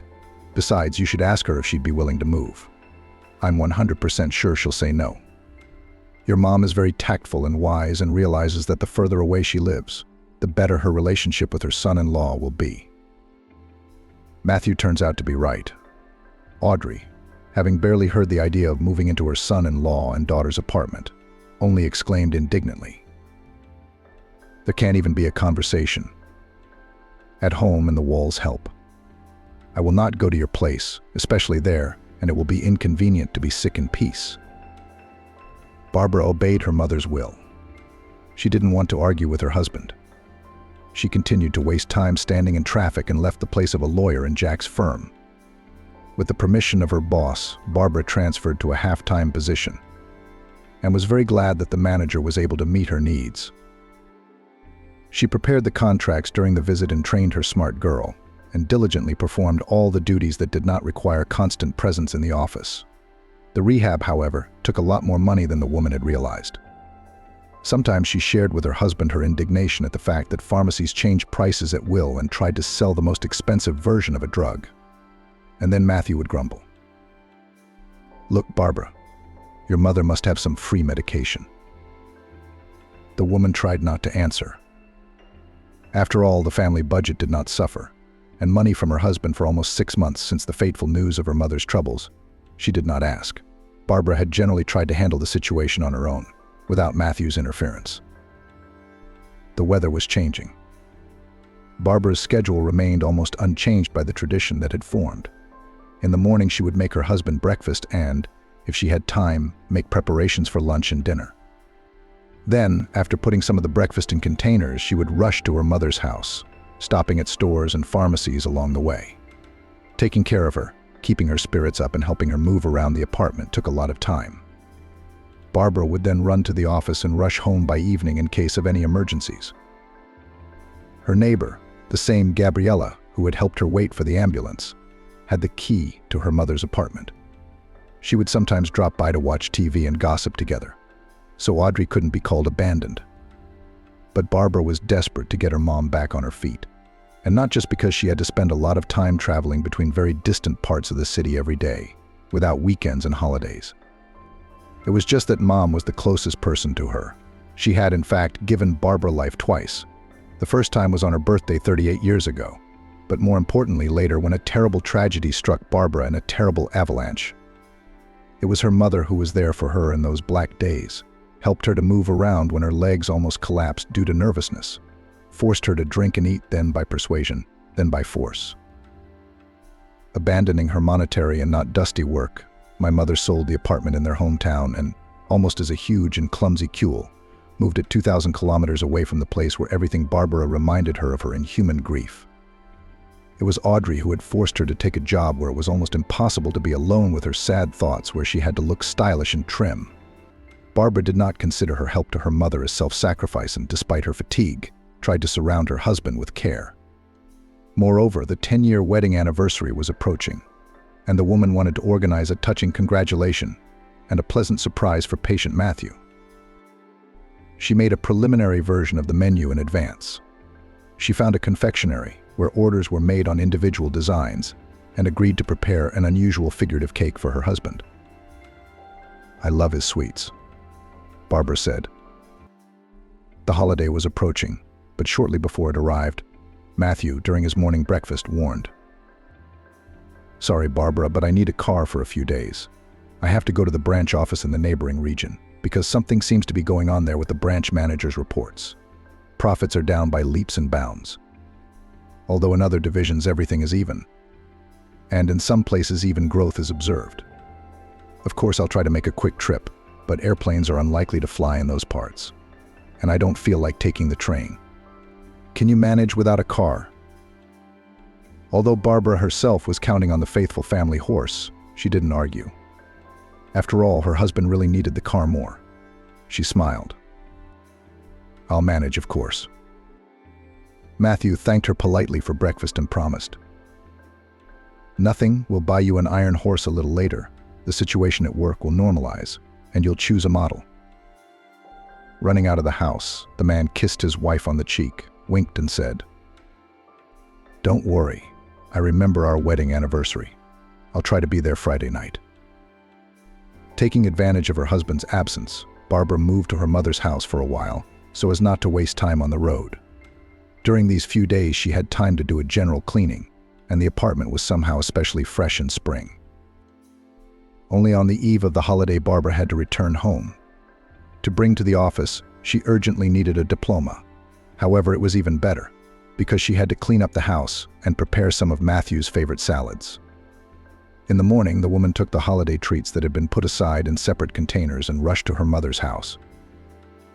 She habitually gave her a massage, helped her walk around her room, and even after waiting for the elevator repairs to be completed, finally took her mother outside so she could rejoice in the nice weather and enjoy the feeling of life returning to the way it was before the injury.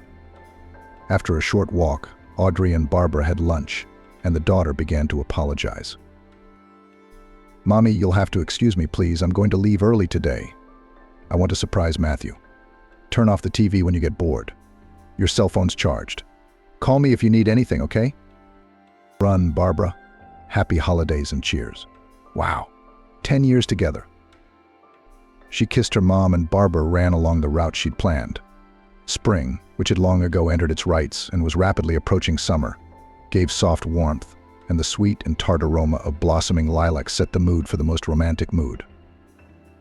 Contrary to popular belief that marriage in May portended trouble, she did not have to suffer in her second marriage. On the contrary, Matthew was for a woman a safe haven. There were no violent passions between them, but there was mutual sympathy and respect. Barbara appreciated her husband for the fact that he did not pry into her soul, did not pester her with jealousy and suspicion, did not demand to give birth to an heir or heiress. It was only when he announced his serious intentions that Barbara warned him directly and honestly that children were not part of her plans. The man was not frightened by this statement. A few years after the wedding, Matthew asked if she had changed her mind about the child, but having heard a categorical no, did not begin to find out the reasons and did not raise this topic again. The man was a good partner, and of course she loved him in her own way, with all the strength her wounded heart was capable of. Following the list she'd made the day before, Barbara bought drinks, picked up the calamari Matthew adored, and so she bought little things: a crusty baguette, fresh green salad, fruit. The 2 large shopping bags that Barbara had thoughtfully brought with her were gradually filling up. Having hung them on both shoulders, she ran into the pastry shop where she had ordered a cake. Now it was time to go home. As she approached the driveway, Barbara looked hopefully at the family parking space and breathed a sigh of relief there was no car. So she would have time to set the table, hang the balloons, and dress up before her husband returned. Praising herself mentally for the handy bags, thanks to which one hand was free, the woman hurriedly opened the door and finally found herself in the family nest. Placing the box with the cake on the banquet, Barbara suddenly froze with surprise. The familiar hum of a residential apartment building was brazenly interfered with by a foreign sound coming from the kitchen. Strangely, there were no foreign shoes on the mat. There were no foreign things visible, but the clatter of dishes came to her quite clearly, as if someone had moved a massive plate or a bulky mug. Matthew and Barbara kept no pets. All they wanted was a cute dog. An unfortunate accident with their mom had tweaked that plan.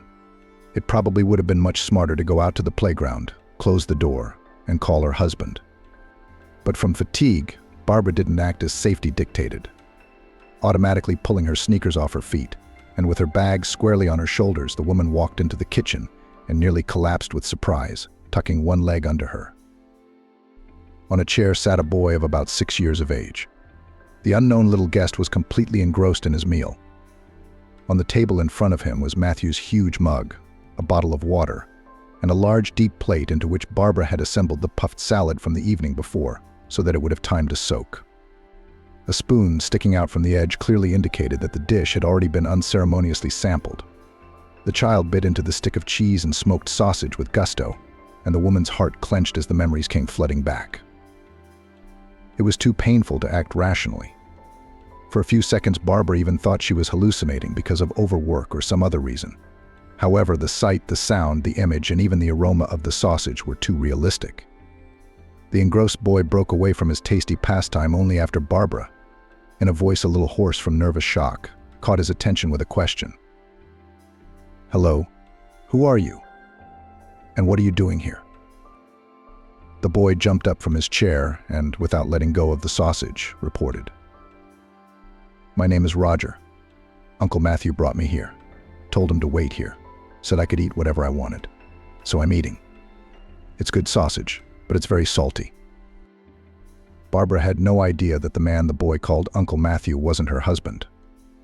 There was no such incredible coincidence as in a traditional New Year's Eve movie, when the hero didn't realize he'd opened someone else's apartment with his own keys. and was completely unconcerned by the typical furnishings of a standard apartment.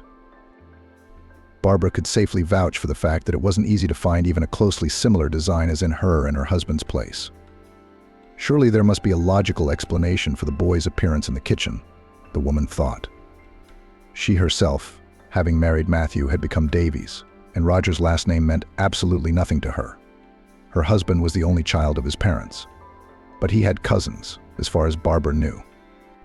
Except they hadn't been invited to the modest wedding, and she didn't know them by face or surname. So it was quite possible that the Roger sitting before her was the child of one of her husband's cousins. But why had he, without even warning, suddenly brought this boy to their apartment? Shaken out of her psychological equilibrium, Barbara couldn't concentrate. Her thoughts were jumbled, and she hadn't even had time to think of any plausible version when Matthew called. Coming out of her daze, Barbara finally took the bags off her shoulders and took the call. The man began to speak quickly, literally not letting his wife get a word in edgewise. "Love, you and I just missed each other by a little bit. I've just left Audrey's apartment, and I'll be there in 20 minutes to explain everything to you. Set the table." Okay, the confused woman cheered up a little and replied briefly. She felt Roger's gaze on her very clearly, but she could not find the strength to look him in the eye. The woman brought from the hallway her new slippers, just recently purchased in anticipation of the approaching summer season, and suggested, "Roger, you have sneakers. It's hot at home. Keep your flip-flops. Put them on. It will be more comfortable and convenient." The child silently obeyed. To defuse the situation and occupy the boy thrown to her, but at the same time to avoid having to talk to him a lot, Barbara asked, "Roger, do you know how to inflate balloons?" The boy nodded. The woman quickly went to the room and brought the child a whole package of balloons. Then, obeying some impulse, she licked the tips through which Roger was to inflate the balloons and handed them to him, asking, "Don't inflate too much. When you get tired, rest, and I'll help you tie them. Deal?" The child nodded dutifully and, without feeling any embarrassment, asked, "And what's your name?" "Barbara." There was silence in the kitchen. The boy, thinking about something, was busy with the marbles. Barbara kept an eye on her guest and began to sort through the bags, prepare what was planned, and gradually set the table. She put the cake in the refrigerator and, distracted by tying the inflated balloons, felt a pinch of pain rather than irritation. She wasn't angry with her husband, but her mind was spinning incessantly with all sorts of thoughts. The woman felt the curious gaze of the little guest, but did not dare to look him in the eye. So they looked at each other, but hardly spoke to each other. Barbara did not notice how Matthew came into the kitchen with a huge bouquet of roses in his hands and a large bag. The man put the bag on the floor and handed the flowers to his wife. "Barbara, congratulations to you and myself on our holiday. I see that you and Roger have already made friends. That's wonderful. Well then, let's celebrate." The boy was visibly cheerful, and after Matthew appeared, he said modestly, "Congratulations." And when everyone sat down at the table after the inevitable fuss, he boasted loudly, "Uncle Matthew, I inflated the balloons myself and Barbara helped me tie them. That's a nice surprise we got for you." The grown man mumbled something inaudible in response, praising Roger and his wife, who hadn't even touched the food.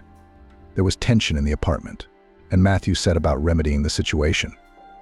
He softly turned on the music and began to enthusiastically praise the dishes his wife had prepared. Then he made a toast to Barbara's beauty and charm. He took a box out of his pocket, handed it to her, and said, "Congratulations. I hope you like it."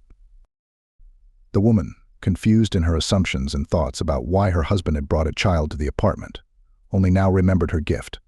Leaving the not-too-cheerful company for a while, Barbara, clutching the unopened box in the palm of her hand, took out the hidden present. Returning to the table, she handed the package to her husband and confined herself to a parsimonious phrase, "In honor of your wedding anniversary."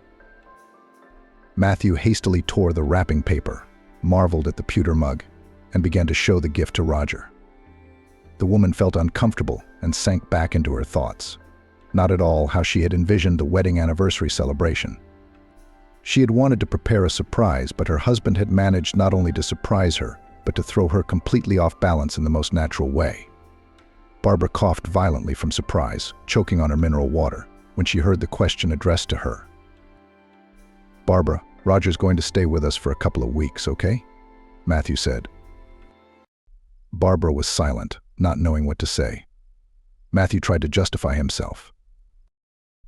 "I stopped by Audrey's to pick you up on my way home. I wanted to explain everything to you, but I didn't have time. It was a surprise.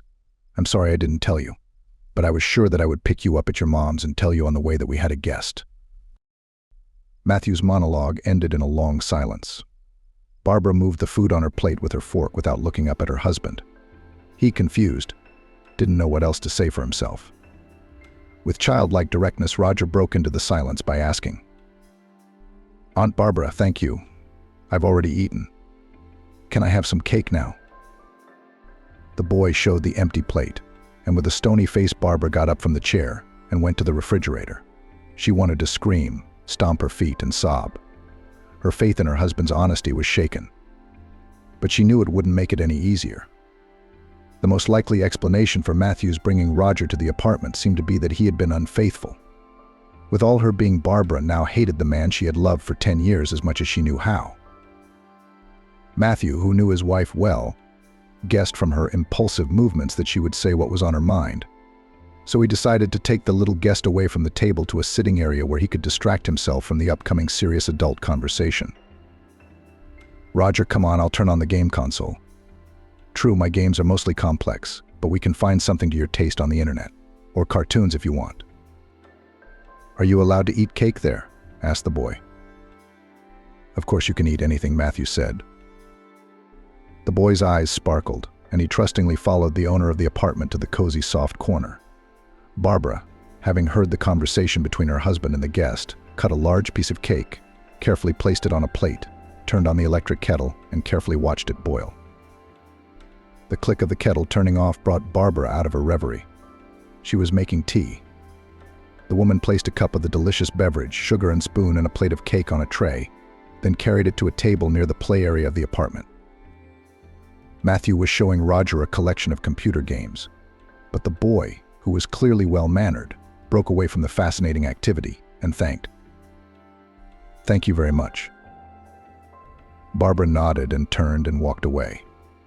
When Matthew came into the kitchen, he found Barbara sitting on the floor, holding a pair of children's sneakers. Tears were rolling down her cheeks. The man tried to make a joke. "Barbara, what's wrong with you?" A child with dirty shoes walked into the kitchen. "Now, robot vacuum cleaner, turn on, let him work. It's no big deal. It's nothing. Why get upset over a little dust?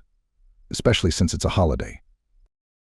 Barbara looked at her husband in a way that made him uncomfortable and said quietly, "Matthew, I think I've told you repeatedly that I don't want to be in the same space with the children for too long. It's beyond me. There must have been good reasons for what you did, or, as you put it, for the surprise. And you're understandable. But I'm sorry, I don't have the slightest desire to deal with any of this today. I'm going to go to my mother's and stay with her for a while." Matthew could not understand the reason for such a categorical decision of his wife, but he saw that Barbara was on the verge of a nervous breakdown, so he suggested, "Barbara, I'm really very guilty for not warning you, but I can explain everything. I think that when you hear me out, you'll realize that I couldn't have done anything differently. I'll wait until you're ready to talk." Suddenly, the woman gently put down the children's sneakers, wiped the tears from her cheeks with the back of her hand, and went to the door, as if she hadn't heard her husband. Matthew took his wife's hand and asked, "Barbara, wait a minute. I'll call a cab to Audrey's house so I don't have to worry about you." Barbara nodded and was soon in the cab car. She was holding her purse in her hands. The road was clear, and it took much less time to get to her mom's house than it did during peak hours. As soon as the woman opened the door, she heard, "Gabriella, come in, dear. I'm not feeling very well." Barbara closed the door behind her and went straight into her mother's bedroom. Audrey was alarmed to see her daughter. "Barbara, what are you doing back? Didn't Matthew come home? By my reckoning, your wedding anniversary celebration should be in full swing. And you're here for some reason. Daughter, what's wrong?" Barbara walked over to her mother's bed, sat down on the floor, and leaned her head against Audrey's palm and told her everything that had happened since she had come home and seen Roger there. When she had finished her story, Barbara made her suggestion. "Mom, I'm pretty sure Roger is Matthew's illegitimate son. The boy looks to be about 6 years old. So my husband cheated on me and had the nerve to show me evidence of his infidelity on our wedding anniversary." Audrey tried to reassure her daughter. "I'm sure Matthew can explain everything. I can feel that he loves you. Believe my experience, he would hardly risk his relationship with you and cheat." Barbara, however, cried without stopping. Audrey stroked her so mature but defenseless daughter, but no more words were spoken because they were all powerless. Finally, when the flow of tears dried up, Barbara silently got up from the floor and went to wash her face swollen with tears. The woman felt completely devastated. Returning to her mother's room, Barbara confessed, "I'm very tired for today, and I don't mind lying down." Audrey did not object and suggested, for example, to talk some more and have dinner. She realized that her unhappy daughter needed to rest. "Of course, Barbara, but let's get you and me something to calm you down." "Of course, Barbara. Valerian, at least. It would do you and me good." Barbara complied with her mother's request and went to bed. The nervous tension was so intense that the woman passed out and woke up when the clock read 10. She jumped up on the couch and rushed to the kitchen, where she caught Audrey's mother preparing the batter for pancakes. "Good morning, daughter. You're just in time. Are we having breakfast now?" The women made pancakes in 4 hands and, as if they were in agreement, never said a word about yesterday's situation. As Barbara was washing the dishes, Audrey asked, "Daughter, please go to the theater with Gabriella. She has 2 tickets to a very good play, great seats in the parlor. Her niece gave them to her for her birthday. They were supposed to go together.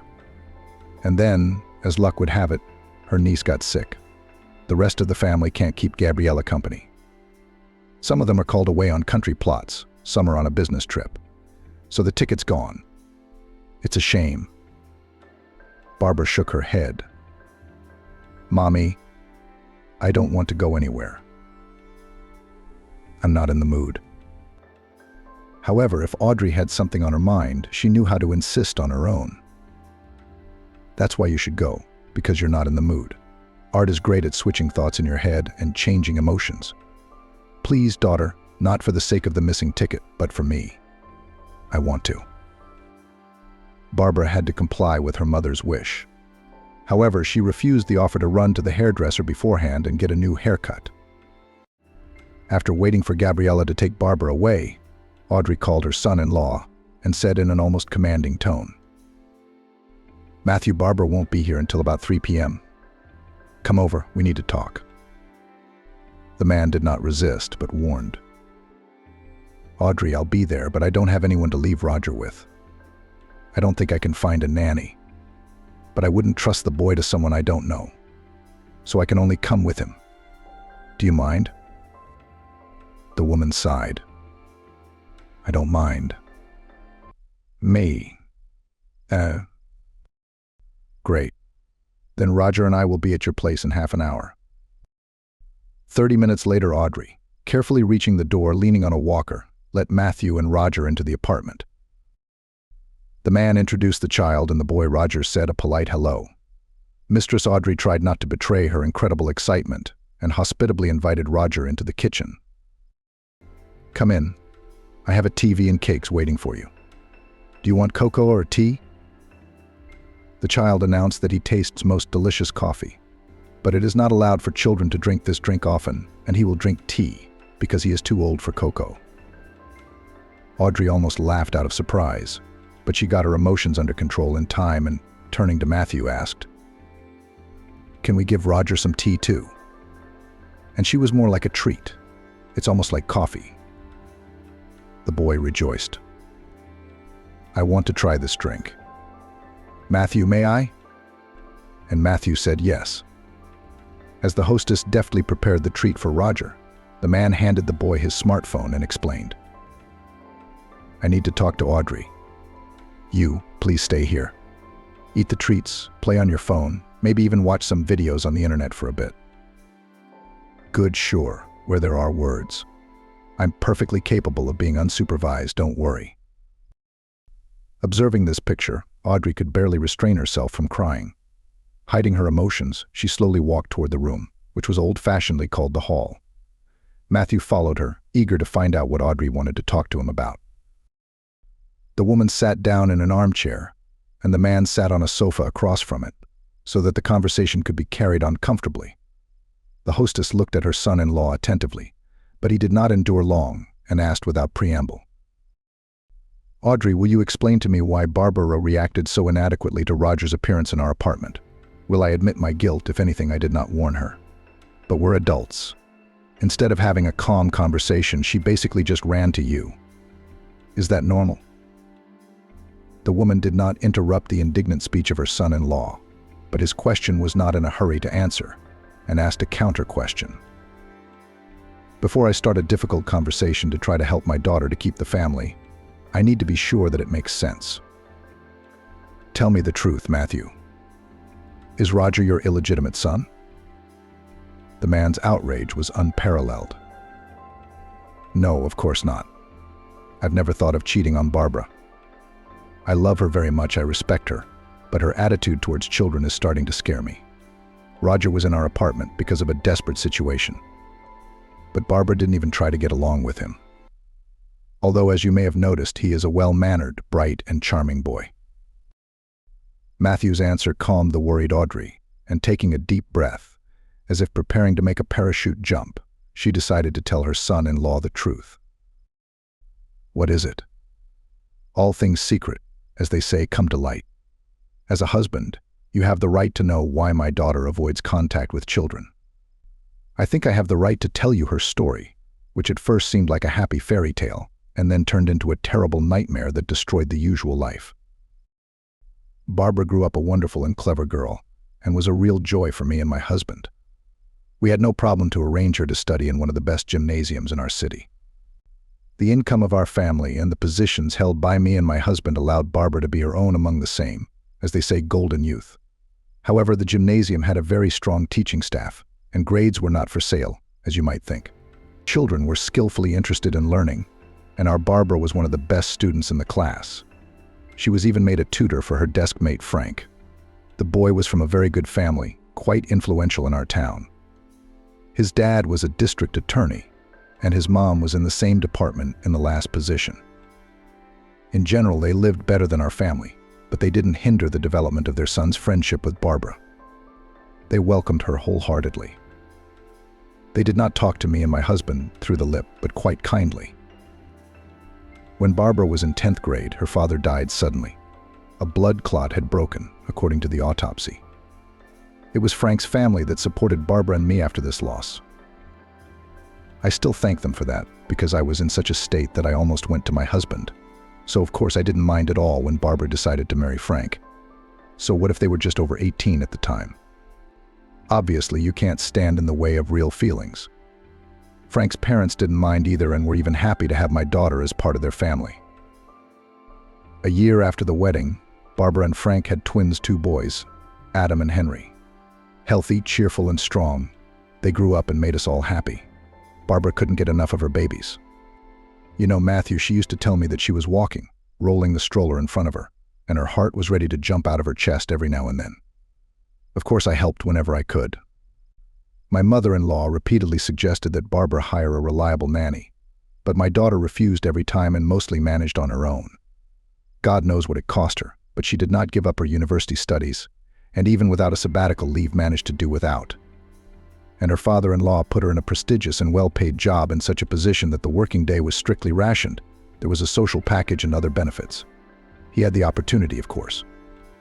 And he was not ashamed to patronize his daughter-in-law. Barbara was smart. When the boys were 6, my daughter became pregnant again. Frank welcomed the news with joy, and why should he? It was a wonderful family relationship. As far as I know, there's never been a fight between them. It was like the 2 halves were lucky enough to be united as a whole. I know a lot of people were jealous, and some of the ladies tried to have an affair with Frank. But he didn't want anyone but my daughter. Everything was so perfect, I never thought it would all come crashing down overnight because of a terrible tragedy. Barbara, of course, had to see a doctor. and Frank volunteered to pick up his sons from daycare. By a ridiculous coincidence, his car broke down that day, and he decided not to call a cab, but to take the children home through the park. The weather was beautiful, and although the rides were not yet open, there was a pizzeria at the exit of the park that the boys were eager to go to. Frank met a buddy on the way, and while he was talking to him, the kids scattered. They ran out onto the lake, but the march ice was treacherously thin. My grandchildren, as witnesses later told me, didn't even have time to scream. They went under in a flash. Frank and his buddy rushed to the pond. But no luck. Only the divers who arrived at the scene of the tragedy managed to catch the boys. Frank later tried to justify himself, like a clockwork, constantly repeating that he was distracted only for a few seconds. What's the use? Our boys had drowned. There was no fixing it. My son-in-law was the first to tell me this bitter news because he was afraid for Barbara, and for good reason. I went to the private clinic where I knew Barbara was at the time. My heart told me that it was better to have doctors close by when the worst of grief came upon my daughter. Seeing me in the hallway, Barbara must have realized everything by the look on my face. She was hysterical after hearing the news. Barbara could not be calmed down, even with a large dose of medication. She never went home that night. She ended up in the hospital with a nervous breakdown. My daughter was worried about her dead sons and was unable to save the baby that was developing under her heart. The doctors didn't even consider him a baby yet, and she had already lost him. At Adam and Henry's funeral, Barbara stood like a stone statue. No tears, no emotion. Pale as death. Especially frightening was the emptiness in her eyes. Frank was no less worried. In his 25 years, he tried to take Barbara's hand for support, but she shied away from him like a leper. She never again crossed the threshold of the apartment where she lived with her husband and sons. How many times Frank had tried to talk to her, I couldn't count. Only it never worked. Barbara just cut her husband out of her life. Frank's mom came to us when she realized my daughter didn't want to see or hear from her husband. She was on her knees, begging me to forgive her son, saying he wasn't himself. I shared my sad thoughts that he was on the verge of leaving this world. But Barbara didn't react. She could never forgive her husband for the death of her sons. Frank could not forgive himself either. Indeed, he had turned from a blossoming man into a pale semblance of his former self. Barbara predictably quit her job, seemingly of her own accord. But in fact, everyone realized that she simply could not be under everyone's scrutiny. To make matters worse, an unusual and unexpected problem had arisen. The daughter was approaching hysterics. It was worth it to go outside and see the child. She would change her route, but it was impossible to absolutely eliminate the possibility of meeting children. One day, Barbara and I were riding in the elevator, and a neighbor with a baby came in with us. Everything seemed fine, but I wasn't too happy. After the neighbor got off the elevator, I looked at my daughter and saw that her chin was bleeding. So hard she bit her lip trying to hold back a tantrum. After this incident, my daughter stayed at home all day and night for almost a month. Even a special doctor, the best of the best, I called home. There were changes, but not quick and not at all positive. After a period of apathy, my daughter became aggressive. It was as if she had developed an obsession, and the medications prescribed by the doctor couldn't handle it for long. Barbara would take the pills for a few hours, become apathetic. Then she'd start thinking about something, pacing the room from side to side. Once I saw that she was looking for poison options on the net, and I was seriously frightened. I realized that my daughter had decided to deal with the unwitting perpetrator of her children's deaths. I tried to be there all the time, to keep an eye on my daughter, so she wouldn't do anything irreparable. One morning, Barbara managed to leave the house while I was asleep. People told me later that she caught up with Frank after his work and attacked him with her fists. She was yelling, "Why are you living here? Why don't our sons? I don't know, maybe my acquaintances exaggerated." But supposedly 4 strong men could barely pull her away from a distraught Frank. He didn't even fight back. When I came to pick her up, my daughter was sitting in the back room, where the aroma of the hated Corvalol and some other drugs was wafting. She was almost unresponsive to anything. I was told that an ambulance had come and sedated Barbara. Among acquaintances and neighbors, of course, there was only talk about the accident with my grandchildren, and that Barbara was going crazy with grief. One day, Frank's father called me and urged me to leave town with his daughter. You don't say no to people like him. Besides, I was thinking of ways to hide my daughter from memories, sympathetic and prying eyes. I quit my job, sold my apartment, again thanks to my son-in-law's parents. I managed to do it quickly, and at a price that was quite adequate, given the urgency. Barbara and Frank were divorced in absentia, again thanks to his relatives. My daughter didn't even have to go anywhere. We ended up moving to this town, away from everything. And then you know the rest, Matthew. You met her and my daughter started to come back to life. Don't think Barbara still hates it. She's just still in pain. She even refuses the opportunity to be a mom again for fear of repeating the nightmare she went through. Audrey was silent. Telling her daughter's terrible story, the woman was mentally exhausted. Matthew noticed how pale her face had become and hurried to the kitchen to fetch her some water. Roger was playing on his phone, and the man stroked his head, refilled his glass, and returned to Audrey in the hall. "Sorry, what made you remember everything?" he asked. The woman drank the water carefully and spoke bitterly. "Ah, Matthew, if only it could be forgotten. I probably should have told you about Barbara's past sooner. I've been hesitant to tell you. My daughter still can't talk about it either, I understand." The man looked at the woman puzzled and confessed. "To be honest, I had no idea that Barbara's reluctance to become a mom could hide such a tragedy. I thought she probably didn't want to ruin her figure. I can't even imagine how she felt when she saw Roger in our kitchen. What a surprise to surprise her on our anniversary. How am I supposed to apologize to Barbara and make her understand?" "I really didn't have anywhere to bring Roger," the man continued. "And the boy, for a number of reasons. I had to be sheltered for a week or two in a comfortable and safe place where his parents' enemies would have no reason to look. It all came about almost by accident. I arrived at the branch and ran into an old friend on the street whom I hadn't seen since my discharge. Hugh is more than a friend. He's the only reason I survived the army. But it's a long story. In the civilian life we were separated by our hometowns, and as it happens, our contacts were lost. I tried to find him on social networks, but no luck. I guess I should have been more persistent. Then I would have found him, and then I got busy building my career. Anyway, I hadn't seen him in 15 years, and now I meet Hugh in a city that's foreign to both of us. I know he's changed over the years, but I recognized him immediately. He almost walked past me without noticing, but I stopped him. It turned out Hugh had come to solve his sister's and her husband's problems. They were embroiled in a lawsuit with some inadequate people who were used to dealing with things in a criminal way. Roger, of course, is just a perfect boy. He got to know his way around in a strange place. He even went to bed by himself, having brushed his teeth beforehand. Hugh was most worried about Roger, his nephew. He explained to his sister that the child should be hidden just in case, because through him the bandits could easily influence the decision of the issue in their favor. But they couldn't think of any safe place. And that's where I came in. To Hugh, the idea of taking Roger out of town seemed the ideal. Indeed, there were practically no clues that could put the bandits on the child's trail. It was a good thing that the boy had a strong character, a real man growing up. His parents and Hugh told him he had to stay with me for a while, and he took the news calmly. I picked him up like a detective, so as not to get caught on the city's CCTV cameras. We agreed to contact Hugh in a week, and he's supposed to call me when it's resolved.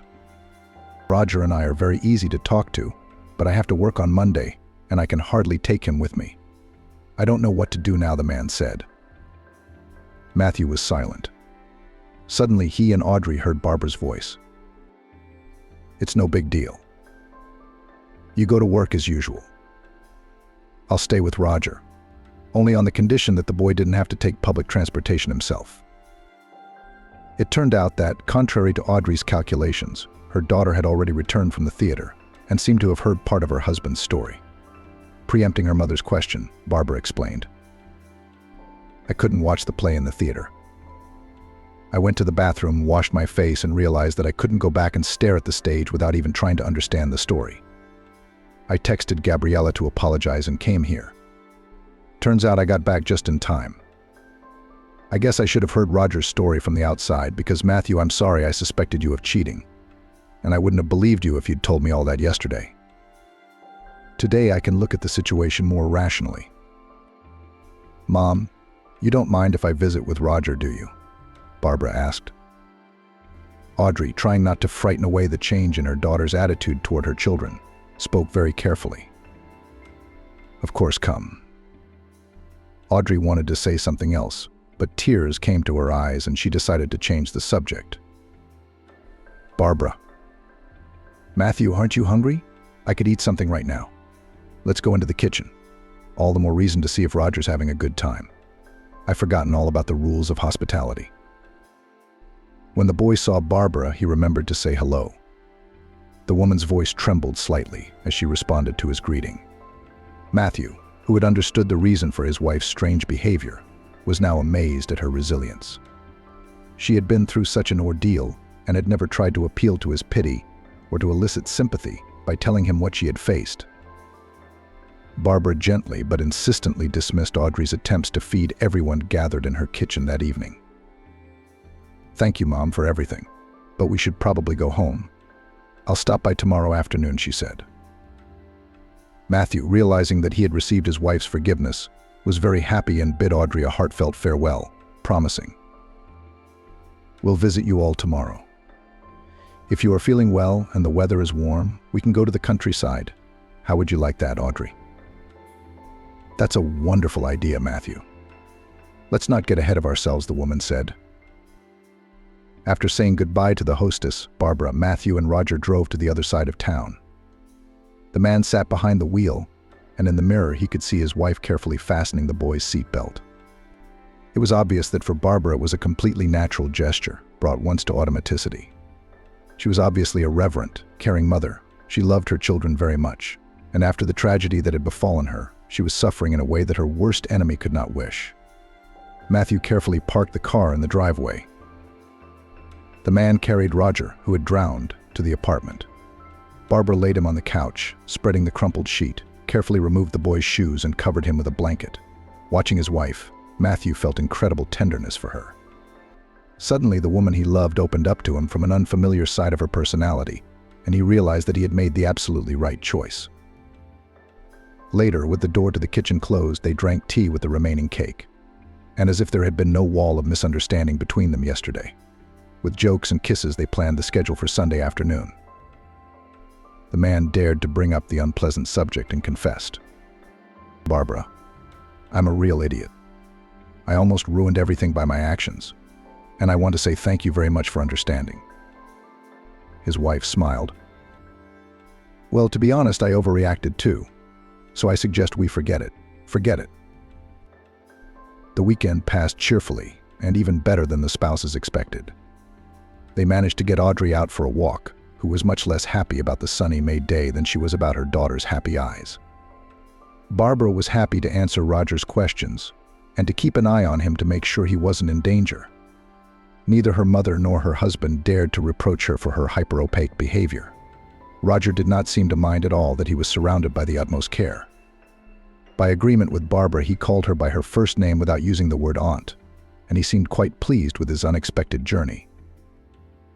When they had brought Audrey home after the entertainment, the trio had to wait, for there was no chance of leaving the woman without being fed. No one minded, however. Late in the afternoon, as Barbara was putting Roger to bed, the boy asked her quietly, "Do you think my parents are doing well? Will I be able to see them soon?" Trying to keep her voice firm and convincing, Barbara replied, "Of course they are doing well. Very soon they will do all their business, and you will meet them." The reassured boy fell asleep. Barbara, fearful of waking the child, called her husband into the kitchen and began to question him about the story Roger's parents were involved in. "Barbara, I honestly don't even know all the details of that evening. My husband told me everything very briefly. But I realized that his sister and her husband were really attacked by some scumbags." The woman began to ask questions that surprised her husband. "These bandits are from the town you went to, or are they newcomers? Did they call each other anything? Did they have nicknames?" Matthew told everything he knew. But it was not enough for Barbara, and she suddenly asked, "Can't you get in touch with Hugh urgently? I need to get some clarifications from him to try to help Roger's parents. Of course, he's not bad and quite comfortable with us, I hope, but it shouldn't be that mother and son are separated for long." It was impossible to guess from Barbara's voice how closely she took Roger and his parents' situation to heart. But now, knowing about his wife's past, Matthew realized how difficult it was for her. In fact, Hugh gave me a password to a chat room that automatically deletes all messages. I think we can try to contact him. The man opened the necessary site, entered the data that he had learned by heart at the request of his army friend, and after a few minutes he exclaimed with joy, "It worked. See, he welcomed me." Barbara thoughtfully advised, "Matthew, ask him a question that you can tell if he's talking to you. And if there's even the slightest doubt, close the site immediately and pull the SIM card out of the phone." Alarmed by his wife's suspicions, Matthew quickly typed a few phrases and waited impatiently for a reply. After reading the message he received, the man exhaled a sigh of relief. "It's okay. It's definitely Hugh," he answered with our code phrase. Barbara nodded and asked, "Okay, text Hugh that your wife will be texting him now. And give me the phone number. I'll find out everything I need to know from your friend." No longer surprised by anything, Matthew handed the smartphone to his wife. She texted with someone she didn't know for quite a while. Then she grabbed a pen, quickly wrote down a number on a bread wrapper, tore off a piece of paper with numbers on it, clutched it in her hand, and handed the phone to her husband. Barbara left the kitchen and headed for the bathroom, which had the best noise insulation in the apartment. After taking a few deep breaths, the woman dialed her former father-in-law's memorized number. But the phone was unavailable. Barbara gathered all her will and dialed her ex-husband's number. Soon his voice sounded in the receiver. "Hello. Don't be silent." "Frank, it's me, Barbara." Her voice trembled with excitement. "Barbara, it's good to hear from you." The man's demanding tone softened considerably. "My father is abroad, but if you tell me what the problem is, I'll do my best to help you. I am now working in the regional prosecutor's office, so all my connections are at your service." "Thank you," the woman replied and told me everything she had learned, dictating the number she had written down. "Okay, Barbara, I get it. It's not the easiest thing in the world, but it's manageable. I think in the end, for every scumbag, there's a more powerful force. I'll try to help and warn this acquaintance that I'll call him tomorrow or the day after tomorrow, depending on how things turn out. He'll be able to take the call from his cell phone." "Thank you, Frank." Without waiting for her ex-husband's retort, Barbara ended the conversation and washed her face with ice water, hoping that it would bring her at least a semblance of composure. During her conversation with Frank, she wanted to apologize to him, but she couldn't. The bitter resentment of his neglect, which had caused her to lose her children, still burned her heart. At the same time, Barbara was well aware that without the intervention of her ex-husband, who had extensive connections in the area, Roger's family was practically doomed. And she wanted to keep the boy safe and try to save his parents. For a while, Barbara sat in the bathroom, equalizing her breathing with exercises. Seeing that an hour had practically passed, she returned to Matthew in the kitchen and informed him of what Frank had said. The man texted his friend the information he had received from his wife and hugged Barbara tightly. He saw how exhausted the woman he loved had become in the last hour and didn't know how to help her. He wanted to protect her from all adversity. Instead, Barbara had to turn, as Matthew easily guessed, to the man who had nearly destroyed her destiny to the ground. The conversation stirred the woman. She released herself from Matthew's embrace and automatically began clearing the table, not paying attention to the fact that she was sending her husband's completely untouched food into the trash. Finally, the man intercepted her hand and suggested, "Drop the fuss. It's been a hard day and we need to rest." Even as she listened to the peaceful breathing of her sleeping husband, Barbara could not calm down. The images of her little ones came to her mind's eye. They smiled toothless smiles at her. Then they were going to kindergarten for the first time and turning to the window, waving their little hands at her. They give her Mother's Day cards. Here, obviously conspiring, instead of falling asleep, they clap loudly and unanimously when she starts to sing them a lullaby. How many pleasant moments there were, so carefully stored somewhere far away in the memory. And so rudely all had been crossed out by an accident. How many times she had warned her sons not to take risks. And they still wouldn't listen. But what was the use of being angry now? You can't get the water back. Their father is now the only hope that Roger will soon be able to hug his mother. At least let Frank be able to help this complete stranger to Barbara. Bab, bab, bab, Roger mumbled, and Barbara slipped out from under her husband's arm and hurried to the boy. Carefully she adjusted the blanket, which he had almost thrown to the floor. Felt Roger's forehead, frightened that the child had spiked a fever, and breathing a sigh of relief, sensing that, from her experience, all was well. Roger opened his eyes and Barbara sat down on the edge of the couch and hummed softly a lullaby. The boy had long since fallen asleep, but the woman remained seated beside him. She wanted the child to return to his parents as soon as possible, and at the same time she realized that she would desperately miss spending time with him. As the sky, visible through the slit between the curtains, lightened, Barbara went quietly to the kitchen to make herself some coffee and work on her papers, because there was no point in going to bed. In these lucid hours, maybe somewhere far away, were already deciding issues directly related to the fate of Roger. But Barbara was powerless to influence anything. She had already done all that she could, overcoming her resentment. And now all that remained was to wait for the result. After carefully studying the papers, the woman made notes in the margins, wrote out her suggestions on a separate sheet of paper, and carefully tucking everything away in a zippered folder, began, trying not to make any noise, to prepare breakfast. She had already decided to ask Audrey's boss to excuse her, so as not to tire the boy out too much by moving around unfamiliar places.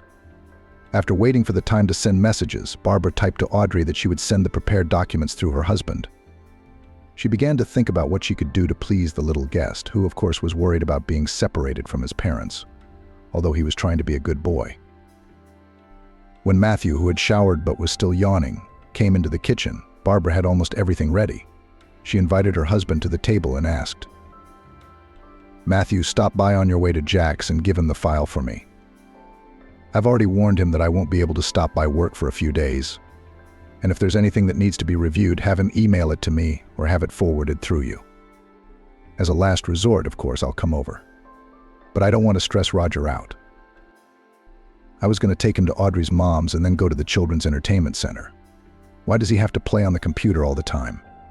Let him have fun, let him have fun, let him have fun, let him have fun. Keep his mind off the sad stuff. He was having nightmares at night." Matthew agreed to his wife's plan, and after quickly swallowing his breakfast, he thanked her and began to get ready for work. Roger woke up much later, but Barbara didn't think to wake him up. She wanted the boy to feel no discomfort. The woman fed the child and then suggested, "Let's stop by my mom's for a while and then we'll go somewhere to rest." Barbara received a text message on her phone, and she smiled when she saw the notification that the money had been deposited. Matthew made sure his wife didn't have any financial problems. The woman smiled and asked the boy, "Would you like me and you to go to an amusement park? It's not far from the city, and there are many different options for a fun vacation, a laughing room, rope courses, and I think even a climbing wall. Do you like that kind of active entertainment? Or maybe you prefer a movie? That's no problem either. I haven't seen a movie on the big screen in a long time." Roger confessed embarrassedly, "I'd rather go to an amusement park, to be honest. So that's where we'll head." Audrey was delighted when her daughter came to see her with the boy. It meant that Barbara believed her husband and didn't go out of her way to demand that the child be placed somewhere because of her traumas and memories. She could see that Barbara seemed desperate even after her brief interaction with Roger and barely got them to leave as soon as possible. "Daughter, I feel just fine today. Go have fun. I'll call you if there's anything, of course. In fact, don't worry about it. Really, I have more energy today." After yesterday's walk, Audrey turned to the boy and asked Roger, "I beg you, rest well for you and for me." The boy nodded gravely and promised, "I'll have Barbara take pictures and send them to you. You have an advanced smartphone, don't you?" The woman smiled and praised. "Well done. That's a great idea. I'm sure I'll have fun with you." Barbara checked. "Do you have a charged cell phone?" Barbara reassured her mother, saying she could recharge her phone in the car at any time. Soon the guests left Audrey, and she, left alone, began to dream that her daughter would finally decide to be a mom again. It was obvious to the woman that Barbara could perfectly find a common language with children. She had suffered for so many years, purposely avoiding contact with them. Let everything turn out well for the injured girl, Audrey pleaded, hoping aloud that the plea would be heard somewhere upstairs. Barbara, driving with particular care, was taking Roger for fun and felt the weight of the responsibility she had voluntarily taken on. The boy had first of all asked to go on the rope course, and the woman had agreed. She wanted to grab the child in her arms and hold him in her arms. Barbara watched the boy and took photos from time to time, but she didn't dare to distract herself from sending especially expressive pictures to her mother. It seemed to the woman that if she took her eyes off the boy for even a few seconds, something bad would happen. The thought crossed her mind of the degree of desperation Roger's mom was in if she agreed to give her son to a near stranger. Such an act could only be dared because of the real threat to the child's life and health. So she, Barbara, had no right to let down a woman about whom she knew the bare minimum of information: name, surname, age, and the fact that the unfortunate woman, together with her husband, had gotten involved in a story from which she could not get out on her own. Barbara, however, was in an even more advantageous position. Erin, Roger's mother, knew even less about the people who had taken her son in. The fun-filled Monday had flashed by without a second thought. The boy, tired from his many outdoor activities, fell asleep after a hearty dinner and rested peacefully until morning without crying out or waking up. Matthew and Barbara chatted quietly in the kitchen. The woman spoke enthusiastically about how bravely Roger had conquered the rides and showed pictures. "Tomorrow I want to take our guest to our museums after his visit to his mother, and then go to the movies. Or vice versa, whichever Roger wants. If you can join us, it'll be fun.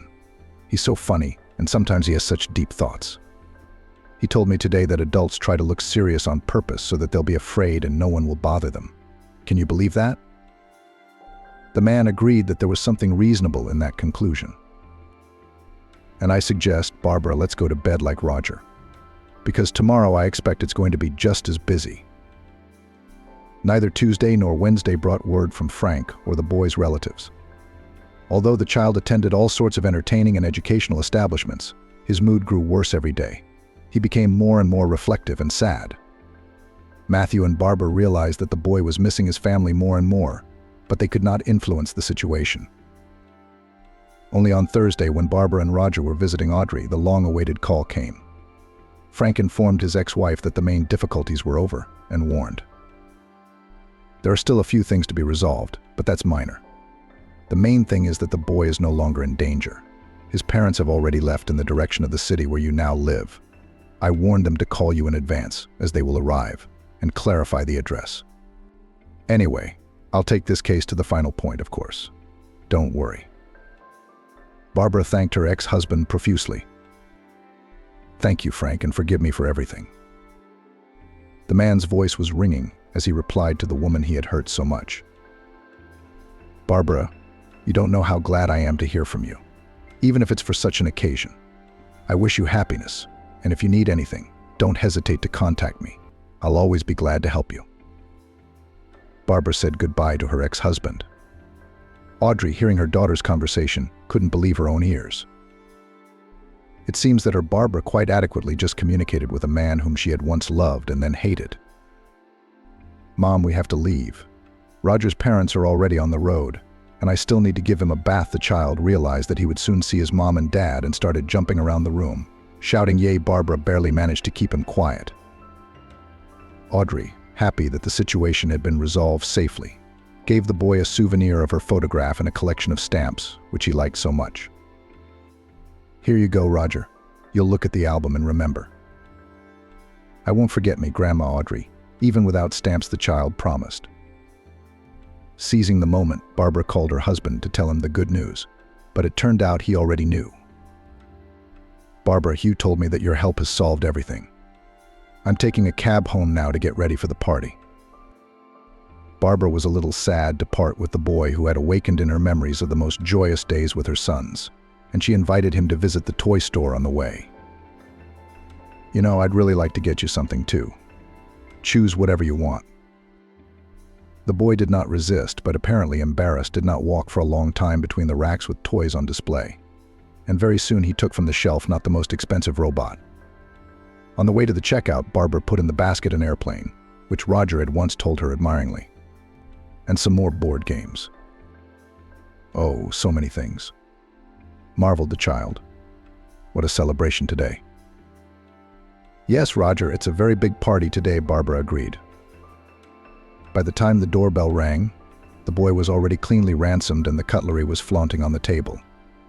Erin, barely over the threshold, rushed to her son, hugging him and showering him with kisses.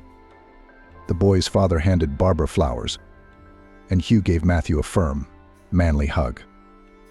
After Roger, assuming the role of an adult, introduced the parents to the owners of the apartment, everyone sat down to eat. Erin volunteered to help Barbara and confessed, "If it weren't for your kindness, I don't know how we would have gotten through this. I don't know how to express my gratitude. My husband and I have raised money to offset the cost of Roger and your inconvenience." Barbara turned pale and replied, "Erin, put that envelope away at once. Don't insult me with this act. You have a boy who will be going to school soon, so spend this money on him.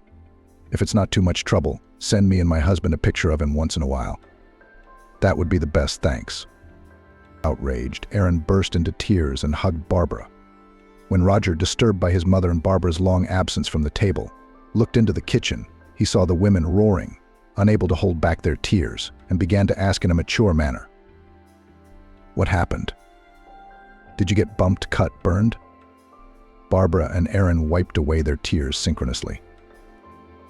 "It's okay, sweetie, and everything is just fine," the mom reassured her son. Putting her arms around the boy, she picked him up, lifted him up and surrounded him. Barbara watched the happy people and did not feel envy, but wished that this family had all the turmoil in the past. After the guests had departed, Barbara trustingly snuggled up to her husband and confided to him, "You know, I think I'm ready for motherhood. Roger proved to me that children are the greatest happiness." The man did not change his wife's mind. Soon Barbara pleased him and Audrey with the news of her pregnancy.